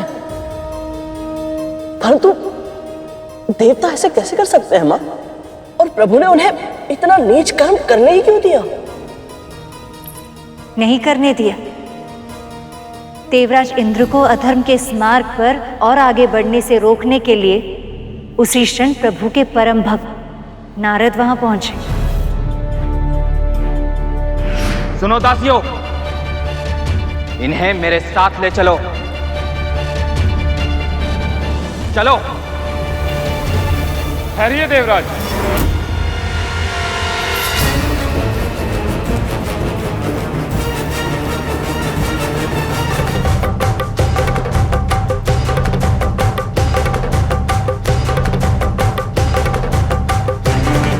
गर्भवती स्त्री के अपहरण जैसा कलंकित कर्म आपको शोभा नहीं देता देवराज?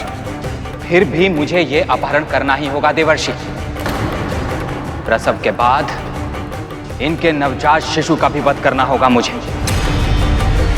संसार पर सदा सदा शांति स्थापित करने के लिए, पृथ्वी पर अधर्म को फलने फूलने से रोकने के लिए एकमात्र यही उपाय है देवर्षि। इनके गर्भ में पल रहे बालक की मृत्यु के बाद ही संभव हो पाएगा असुर कुल का संपूर्ण नाश। पर उसके लिए हिरण्यकश्यप की मृत्यु आवश्यक है। वो अभी तक जीवित है देवराज, और तपस्या करते समय यदि पूरी देव सेना एक साथ उस पर आक्रमण कर दे तो भी उसकी मृत्यु नहीं हो सकेगी। पिछले जन्म के घटनाक्रमों के कारण प्रभु श्री नारायण के हाथों ही उसकी मृत्यु होगी। यही उसका भाग्य है। इसलिए यदि आप इस नवजात शिशु का वध भी कर दें तो विचार कीजिएगा, जो अपने भाई की मृत्यु होने पर अमरता पाने के लिए इतनी भीषण तपस्या कर रहा है, वो अपने पुत्र की हत्या होने पर क्या नहीं कर सकेगा? इसके अतिरिक्त असुरों की महारानी लीलावती पूर्ण पतिव्रता है। यदि उन्होंने श्राप दे दिया तो आपके असुर कुल का नाश होने का स्वप्न देखते देखते कहीं देव कुल का नाश ना हो जाए देवराज। ये आप क्या कह रहे हैं देवर्षि? अब आप ही कोई सुझाव दीजिए। अब क्या करूं मैं? इन्हें मेरे आश्रम ले चलिए।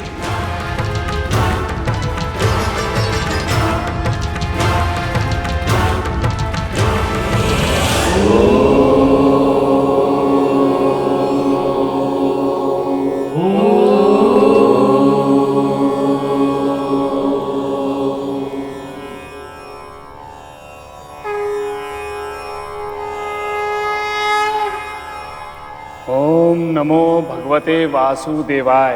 ओम नमो भगवते वासुदेवाय। ओम नमो भगवते वासुदेवाय। ओम नमो भगवते वासुदेवाय। ओम नमो भगवते वासुदेवाय। ओम नमो भगवते वासुदेवाय। ओम नमो भगवते वासुदेवाय। ओम नमो भगवते वासुदेवाय। अपने भक्त नारद द्वारा मेरे और मेरे पुत्र के प्राण बचाने के लिए आपका बहुत बहुत धन्यवाद प्रभु विष्णु।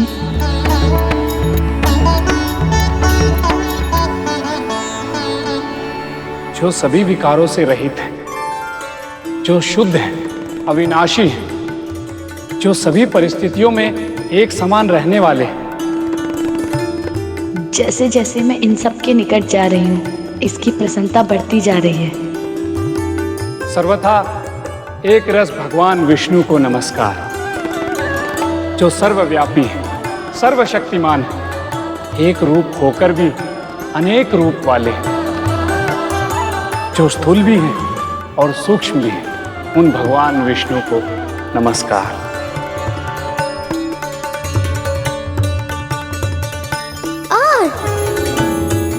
ईश्वर, जो विश्व रूप है, जो उत्पत्ति, स्थिति और संहार के कारक है, जो सृष्टि के अधिष्ठाता है, सभी प्राणियों में पुरुषोत्तम है। इस सृष्टि में जिसने भी जन्म लिया है उसकी मृत्यु निश्चित है। इस पूरे ब्रह्मांड में कोई भी अपने काल से नहीं बच सकता।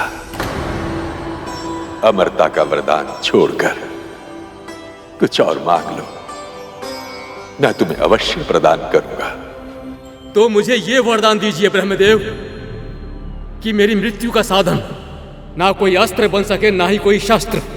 मेरा वध करने का सामर्थ्य ना किसी मनुष्य में हो, ना ही किसी पशु में, और ना ही किसी देव या असुर में।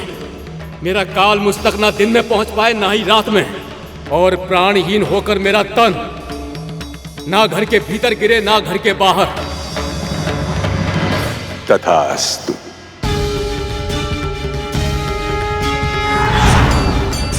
अब कौन कहा किस समय वध कर पाएगा मेरा? अब कोई नहीं मार सकता मुझे, कोई नहीं। इतनी शर्तों के बाद तो हिरण्यकश्यप का वध करना संभव हो गया होगा ना माँ? केवल हिरण्यकश्यप ही नहीं, उससे पहले और बाद में जन्म लेने वाले अनेक असुरों को लगता है कि भगवान को ऐसे वरदान देने के लिए विवश करके वो मृत्यु को छल पाएंगे, अपने काल से जीत पाएंगे।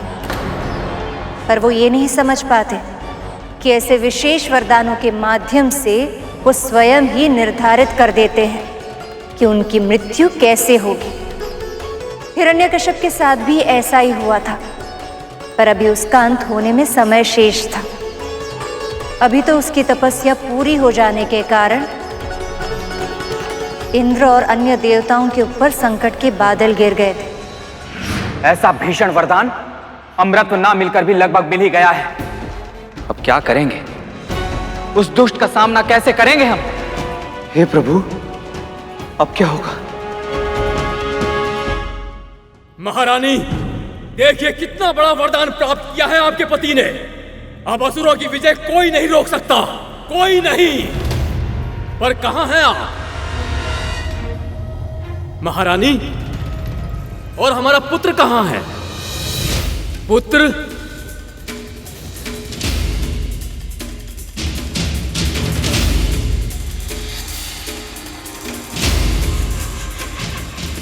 महाराज आप लौट आए।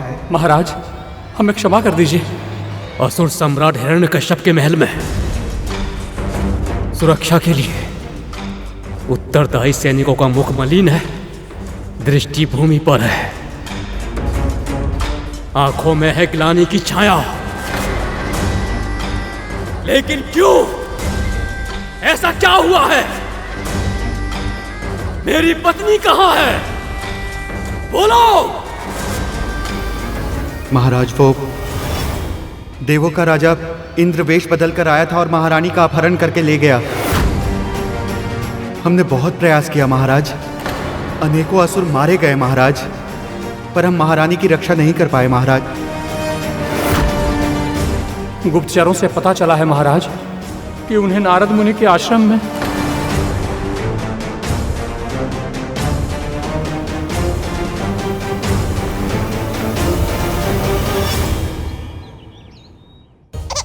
शरीर, अब बस भी करो, बहुत समय हो गया, आराम करना भी तो आवश्यक है ना। लाओ। हाँ। नित्य तो सरलता से सो जाता है, आज क्या हो गया इसे? माता को सता रहे हो राजकुमार? चलो अब सो भी जाओ।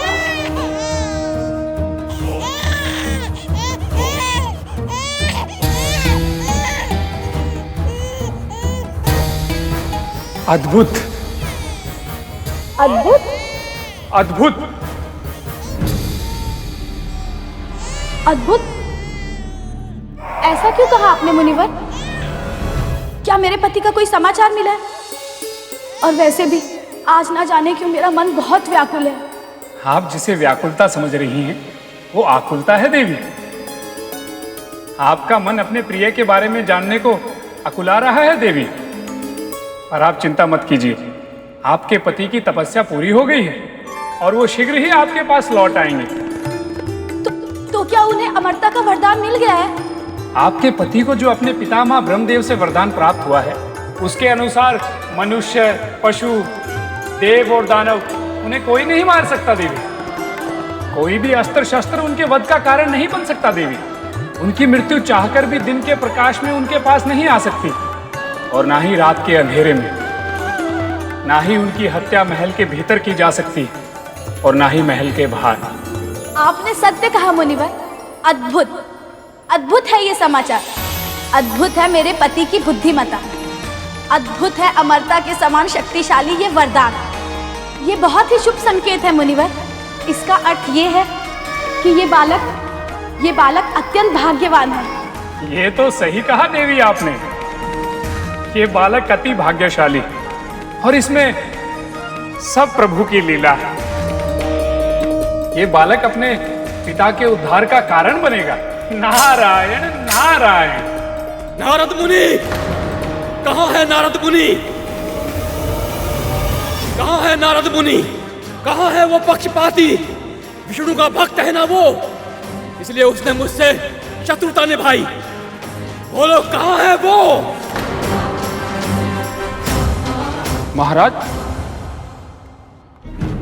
महाराज, आपने यहाँ आने का कष्ट क्यों किया?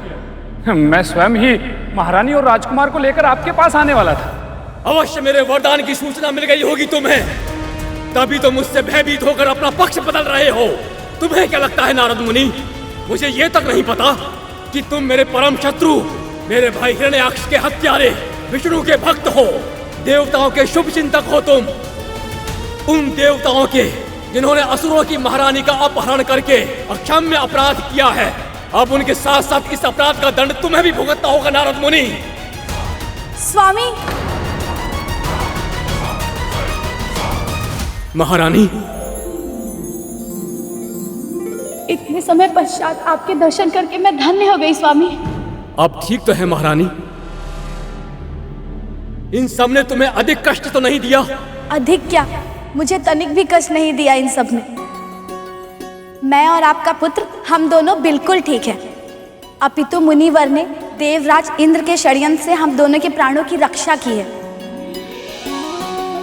बल्कि गर्भावस्था में और पुत्र के जन्म के पश्चात भी मेरे भोजन, पोषण और मेरे आराम का पूर्णतः ध्यान रखा गया है। हम दोनों बहुत सकुशल हैं। मेरे प्रतिज्ञाबद्ध शत्रु के भक्त होते हुए भी आपने मेरी पत्नी और मेरे पुत्र की रक्षा करके बहुत सराहनीय काम किया है। असुर राज हिरण्यकश्यप किसी के उपकार को नहीं भूलता। अपने पुत्र से भेंट नहीं करेंगे महाराज? उसको देखने के लिए मेरी आंखें कब से तड़प रही हैं नारद मुनि। वर्षों की प्रतीक्षा का परिणाम है मेरा पुत्र। कहाँ है वो?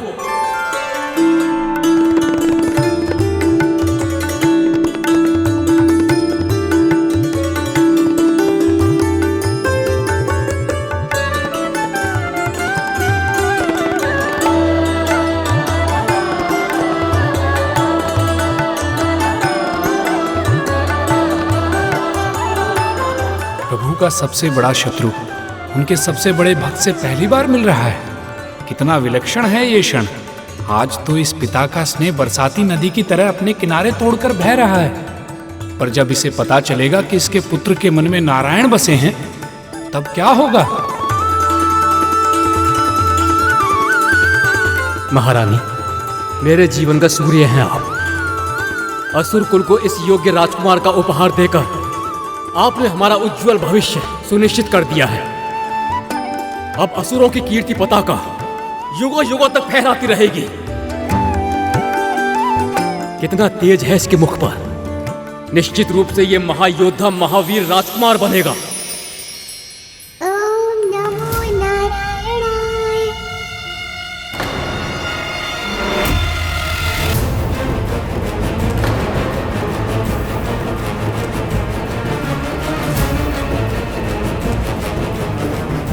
ये क्या कहा इसने? महाराज, ये तो शिशु है, ये भला कुछ कैसे कह सकता है? हाँ स्वामी, आपको अवश्य कोई भ्रम हुआ होगा।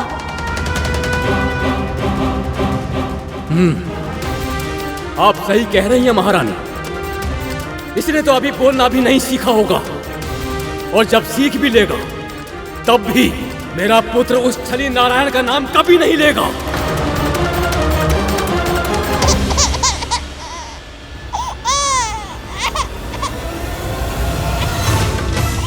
अरे, इसे क्या हो गया अचानक? लीजिए महारानी, आप ही संभालिए इसे। पिता को पहचान नहीं पा रहे हो पुत्र? कोई बात नहीं, शीघ्र ही पहचान जाओगे, परंतु उसके बाद माता के पास आना बंद मत कर देना। स्वामी, मैं आपकी ही प्रतीक्षा कर रही थी। अब आप आ गए हैं तो बताइए, हमारे पुत्र को किस नाम से बुलाएं? असुर कुल का भविष्य है ये। इसका नाम ऐसा होना चाहिए जिसका नाम सुनते ही सबके मन में प्रसन्नता भर जाए। ऐसा शुभ नाम तो गुरुदेव ही सुझा सकते हैं। गुरु समान मुनिवर यही हैं। यदि ये ना होते तो ना आज मैं होती, ना ही हमारा पुत्र, तो भला हम नामकरण किसका करते? महारानी सही कह रही हैं नारद मुनि। जैसे आपने शत्रुता भुलाकर मेरे परिवार की रक्षा की, वैसे मैं भी शत्रुता भुलाकर आपको अपने पुत्र का नामकरण करने का अधिकार देता हूं। ऐसा नाम दीजिए इसे कि पूरे संसार में इसका नाम कोई ना भूल पाए। ये बालक सबको प्रसन्नता का उपहार देगा, इसलिए इसका नाम होगा प्रहलाद।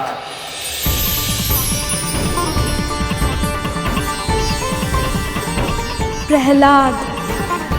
प्रहलाद। पुत्र की विष्णु भक्ति से अनभिज्ञ हिरण्यकश्यप उसे अपने महल में महारानी लीलावती के साथ छोड़कर सबसे पहले उन देवताओं से अपना प्रतिशोध लेने गया जिन्होंने उसकी अनुपस्थिति में उसकी पत्नी का अपहरण किया था। उधर स्वर्ग में देवगणों तक भी ये सूचना पहुंच गई थी कि हिरण्यकश्यप की तपस्या सफल हो चुकी है और उसे विशेष वरदान प्राप्त हो चुका है। और इसी कारण भय से आतंकित उन देवताओं ने युद्ध करने के स्थान पर आत्मसमर्पण कर दिया।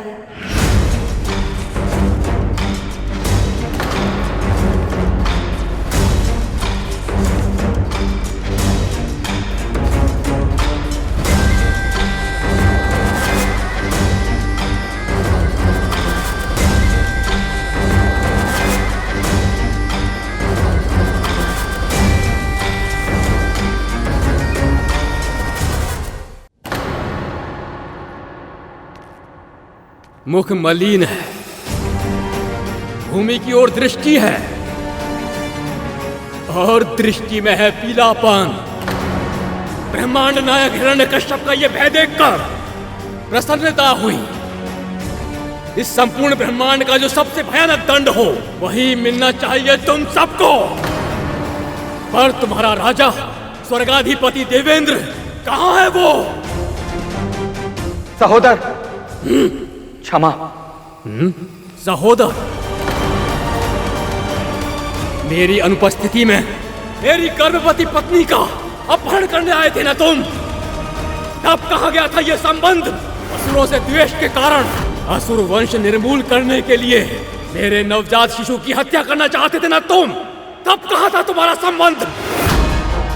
उस मायावी हरि की सहायता से असुरों को अमृत से वंचित करते समय कहाँ था यह संबंध? मुझसे बहुत बड़ी भूल हो गई। आप तो दयालु हैं, कृपालु हैं असुरराज। केवल असुरराज नहीं, अब मैं स्वर्गाधिपति हूं और तुम सब हो मेरे दास। अब मेरा होगा ये स्वर्ग का सिंहासन और तुम्हारे भाग्य में आएगा कारावास।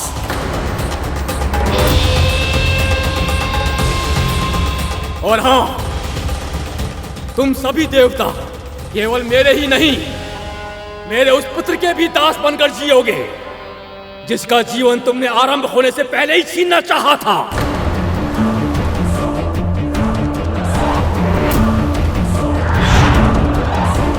नारद,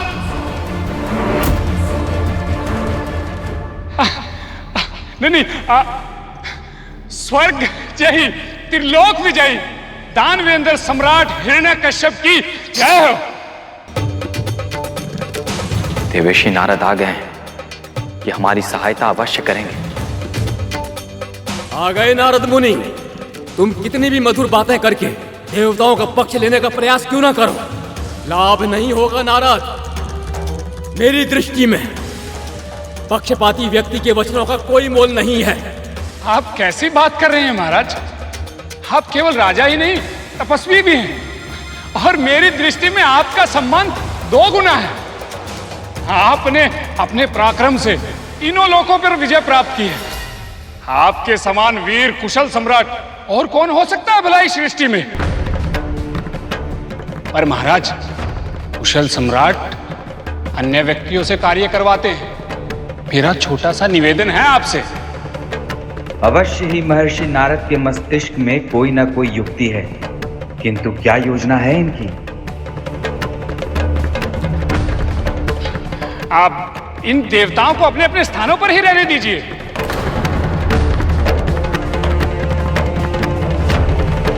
त्रिलोक का शासन चलाने के लिए योग्य प्रशासकों की आवश्यकता है।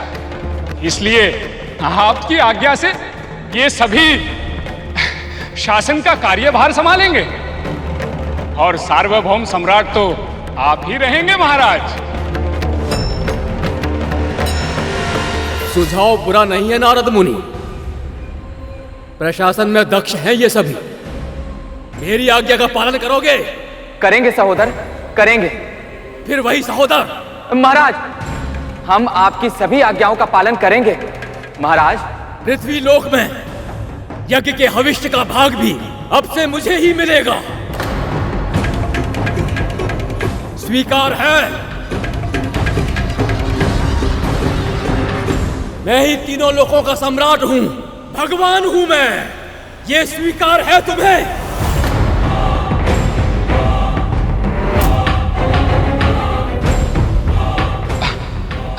त्रिलोक विजयी दानवेंद्र सम्राट हिरण्यकश्यप की जय हो। हिरण्यकश्यप की जय हो। हिरण्यकश्यप की जय हो, विजय हो। शत्रु के मुख से प्रशंसा कितनी मधुर लग रही है, तो जब पूरे संसार में मेरी जय जयकार होगी तो कितना आनंद आएगा। नारद मुनि, मुझे तुम्हारा सुझाव स्वीकार है। अब ये देवता कारावास में नहीं रहेंगे, बल्कि सारे जगत में मेरी कीर्ति का गुणगान करेंगे, मेरे मंदिर बनवाएंगे, विष्णु के स्थान पर मेरी पूजा होगी।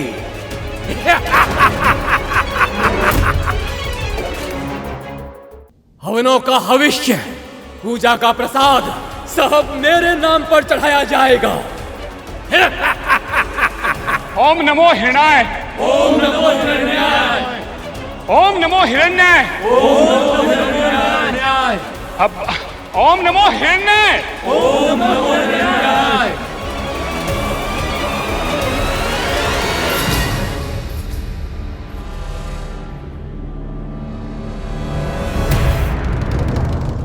हिरण्यकश्यप ने समस्त सृष्टि में प्रभु विष्णु की पूजा के स्थान पर अपनी पूजा करने पर विवश कर दिया।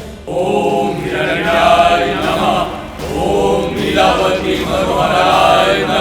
ओम कश्यप प्रजापति पुत्राय नमः। ओम कश्यप प्रजापति पुत्राय नमः।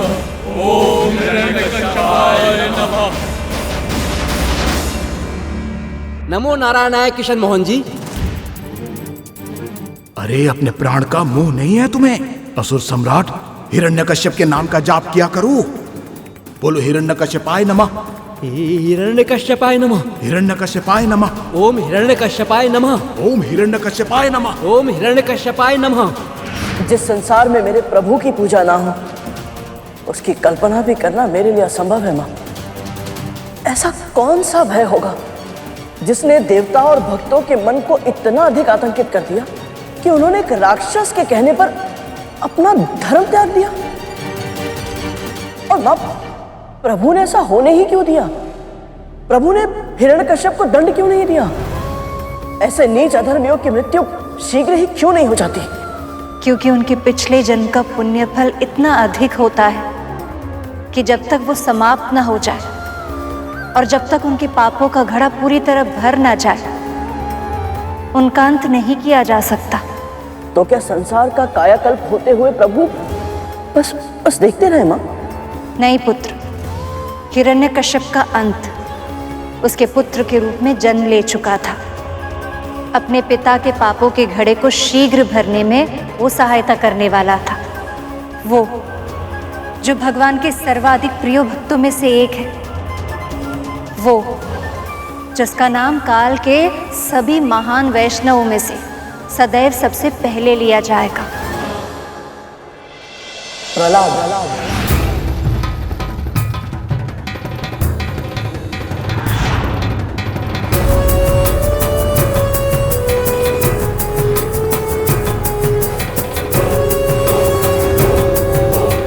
हिरण्यकश्यप ने अपने पुत्र से आशाएं लगाई थी कि वो असुरी वंश को आगे बढ़ाएगा, किंतु उसे ज्ञात नहीं कि उसके पुत्र के भाग्य में प्रभु विष्णु ने जो लिखा है वो हिरण्यकश्यप के नियति को भी परिवर्तित कर देगी।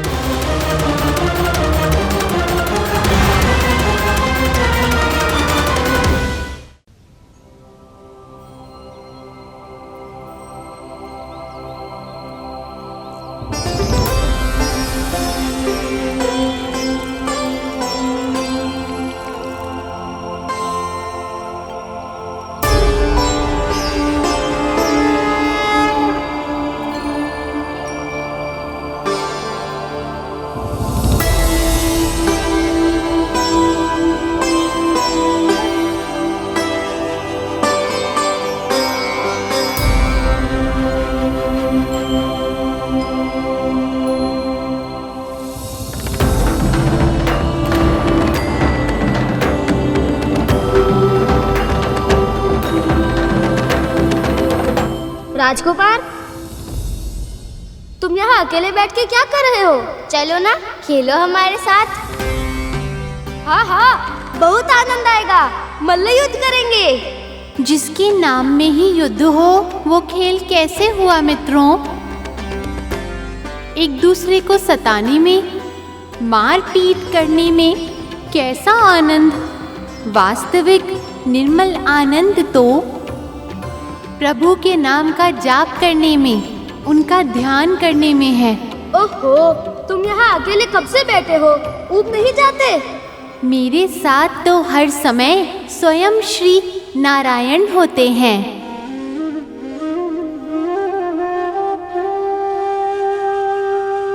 इसलिए ना तो मैं कभी अकेला होता हूँ, ना ही मुझे कभी उबन होती है। ये हरि कौन है प्रहलाद? और कहाँ है ये? कैसे देख सकते हो उन्हें? उन्हें केवल मन की आंखों से देखा जा सकता है।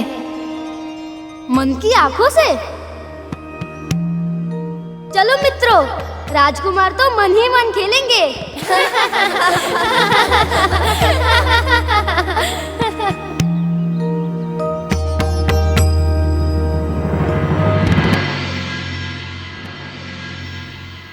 महारानी, आपकी आंखों ने उदासी की झलक क्यों दिखाई है आज? ना जाने हमारे पुत्र को क्या हो गया है महाराज। ना वो अन्य बालकों के साथ खेलता है और ना ही उनकी तरह शरारतें करता है। बस एक ही स्थान पर आंखें मूंद कर बैठा रहता है और धीरे धीरे मुस्कुराता रहता है। आप सही कह रही हैं महारानी। दानव कुल सम्राट के पुत्र जैसा गर्व तनिक भी नहीं है इसमें। अर्थात समस्या तो है, और मेरी दृष्टि में भी एक ही उपाय है।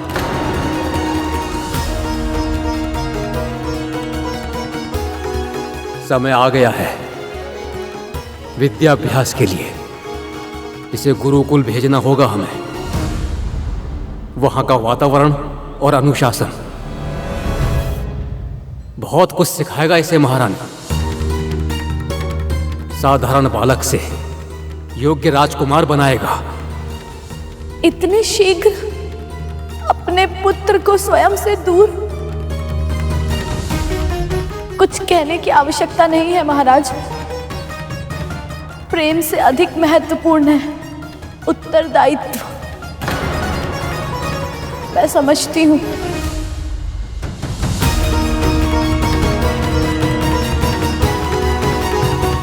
इस बालक की सिद्धि से कितने अबोध है इसके माता पिता। यही समय है इनके पास जब वो अपने पुत्र के सबसे निकट रह सकते हैं, किंतु ये तो इसे स्वयं से दूर कर रहे हैं। ओम हिरण्याय नमः। ओम हिरण्याय नमः। ओम नमो त्रैलोक्य साम्राज्य विजेता। आइए आइए गुरुपुत्रों, पधारिए।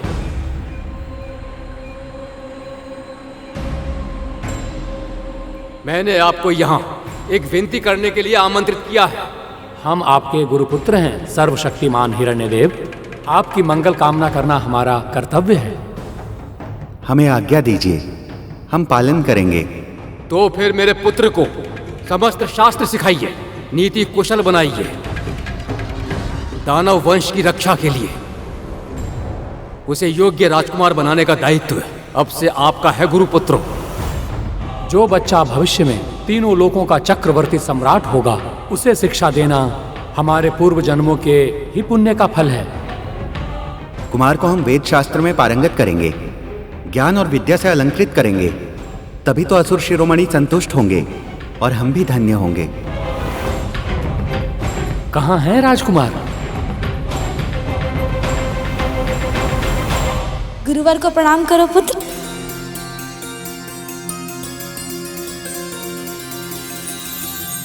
पुत्र, तुम गुरुकुल जा रहे हो। मन लगाकर पढ़ना, जो सिखाया जाए, और अच्छी तरह से स्मरण रखना। प्रभु कहते हैं कि ज्ञान ही वो मार्ग है जिससे हम अपने मन के अंधकार को मिटाकर भक्ति के मार्ग पर आगे बढ़ सकते हैं।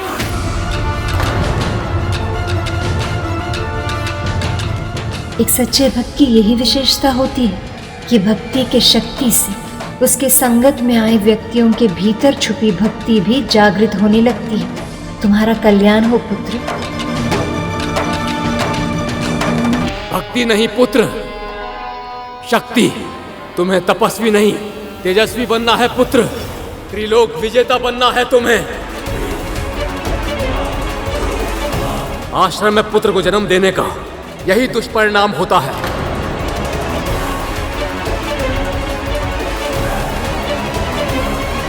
बालक कितना बिगड़ गया है, आपने स्वयं देख लिया ना। इसको संभालने और सुधारने का दायित्व अब आपका है गुरुपुत्रों। असुरों का युवराज कहलाने के योग्य बनाइए इसे। और स्मरण रखिएगा, अगर आपके विद्यादान से इसकी उन्नति हुई तो पुरस्कार, और अवनति हुई तो दंड। सब कुछ आपके ऊपर ही निर्भर करता है।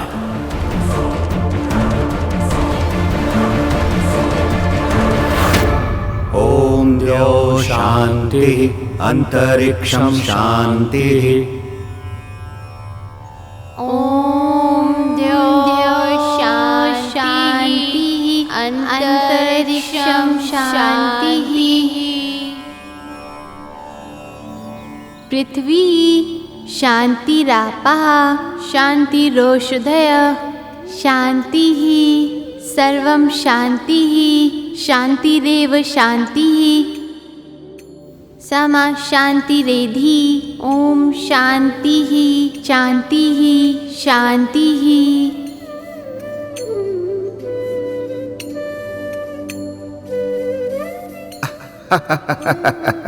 अद्भुत अद्भुत, अविश्वसनीय, अकल्पनीय। तुम्हें इसका अर्थ भी पता है पुत्र? हाँ गुरुदेव, इसमें भक्त प्रार्थना करते हुए कहता है कि शांति कीजिए प्रभु, त्रिभुवन में, जल में, थल में और गगन में, अंतरिक्ष में, अग्नि और पवन में, औषधि, वनस्पति, वन उपवन में, सकल विश्व में, हमारे अवचेतन में, शांति राष्ट्र निर्माण, सृजन, नगर, ग्राम और भवन में, जीव मात्र के तन मन और जगत के कण कण में शांति कीजिए। इस शांति पाठ को पूरे विश्वास के साथ किया जाए तो श्री नारायण हमारे जीवन को शांतिमय बना देते हैं और हमें दारुण दुखों से मुक्ति मिलती है। तुमने शेष सब कुछ सत्य कहा पुत्र, पर एक भूल कर दी पुत्र। हमारे भगवान श्री नारायण नहीं, तुम्हारे पिताजी श्री हिरण्यकश्यप जी हैं। महाराज मेरे पिताजी हैं गुरुदेव, पर भगवान तो श्री नारायण ही हैं।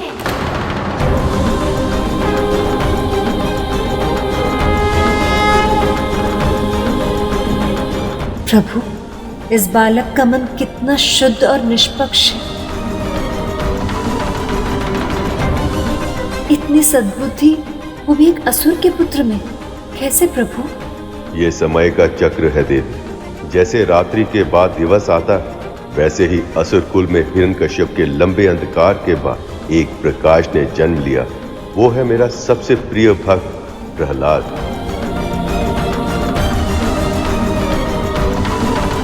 हम तुम्हारे गुरु हैं पुत्र, हमसे सीखना ही तुम्हारा कर्तव्य है।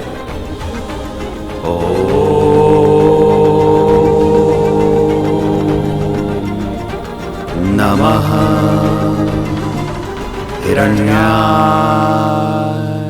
ओम नमो नारायणाय।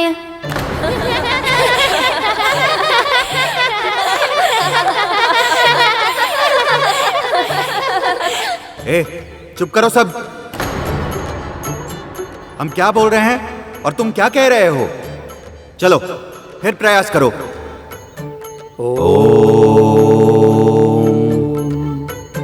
ओम नमः नमः हिरण्याय नारायणाय।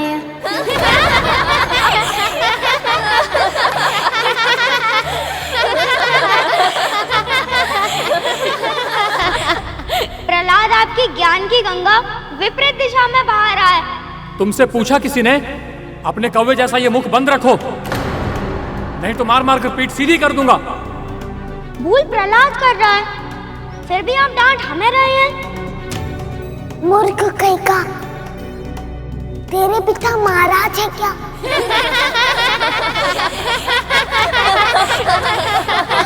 ए, चुप करोगे कि नहीं? या मार खाकर ही मानोगे?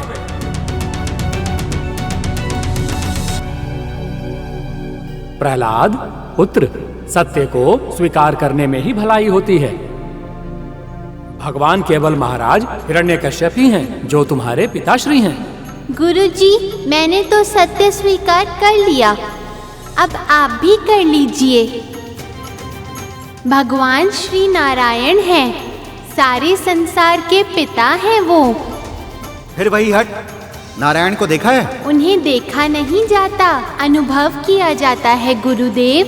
सर्वत्र हैं वो, सबके रक्षक हैं। भाई। हाँ भाई।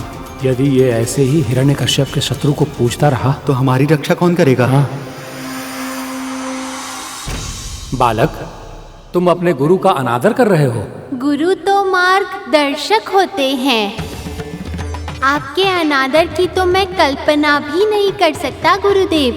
तो पुत्र, तुम मान क्यों नहीं लेते कि तुम्हारे पिता ही पूजनीय हैं, सर्वशक्तिमान हैं? इसमें तो कोई संदेह ही नहीं है कि पिताजी मेरे लिए पूजनीय हैं, सर्वशक्तिमान हैं, पर वो भगवान हैं, ये सत्य नहीं है गुरुदेव। सत्य असत्य का भेद ना आयु का अंतर देखता है, ना पद की प्रतिष्ठा, वो तो अपने आप ही प्रकट हो जाता है। देखा मित्रों, राजकुमार ने तो गुरुदेव की बोलती बंद कर दी। ए, चुपचाप अपना पाठ स्मरण करो, हम अभी आते हैं।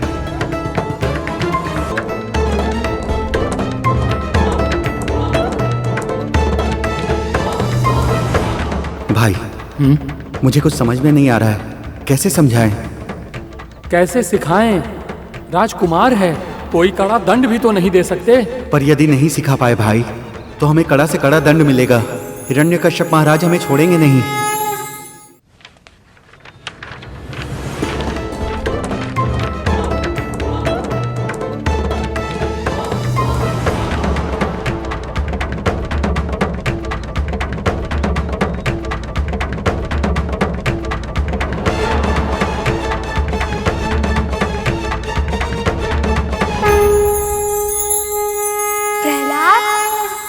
वेद मंत्र इतनी अच्छी तरह कैसे स्मरण है? इसमें मेरा कोई श्रेय नहीं है भाई।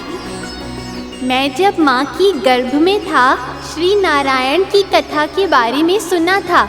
उसके लिए वेदों को जानना तनिक भी कठिन नहीं है। ये नारायण कौन है? जगत पिता हैं वो, हमारे पालनहार हैं वो। वो जगत पिता हैं, तो उनके पिता कौन है मित्र?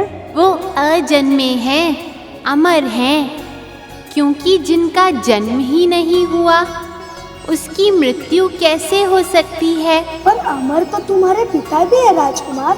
मेरे पिताजी को अमरता के समान प्रभाव वाला वरदान प्राप्त है, पर वो अमर नहीं है मित्र।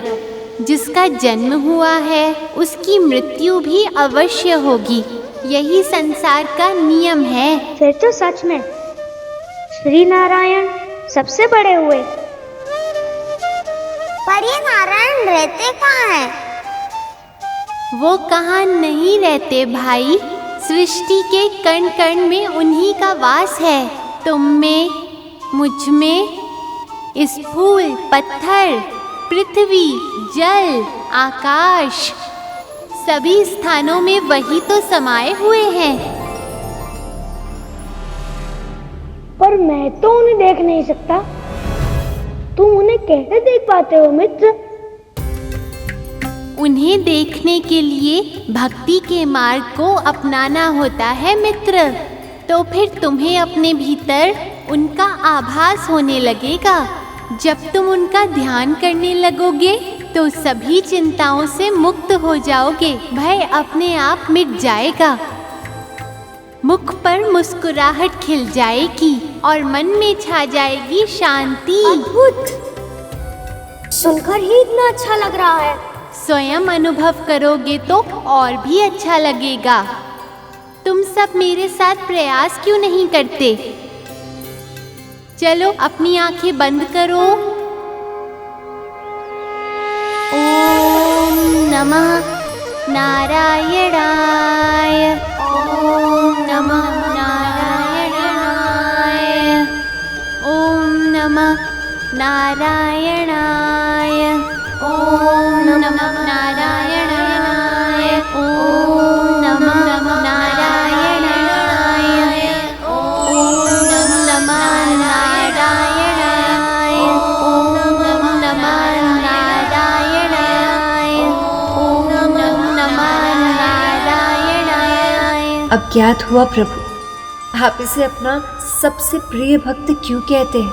क्योंकि ऐसे निस्वार्थ भक्ति की वर्षा करने वाला भक्त हो तो कोई भी उसका ऋणी बन जाए, चाहे वो स्वयं भगवान ही क्यों ना हो। ओम नमः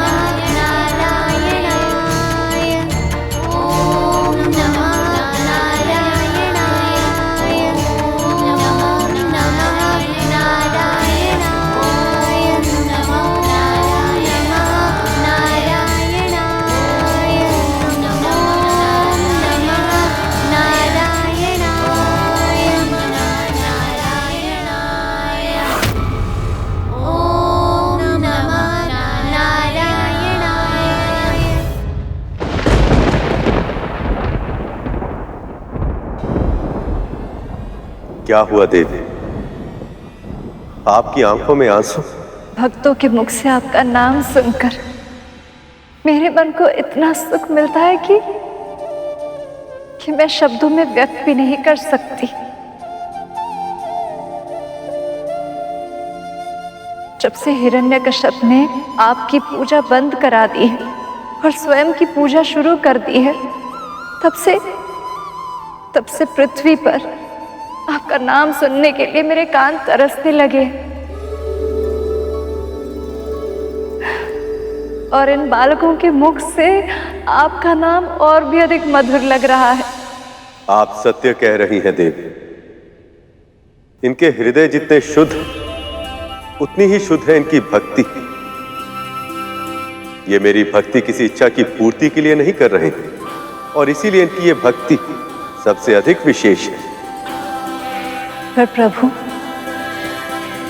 जब हिरण्यकश्यप को इसके बारे में पता चलेगा तब क्या होगा?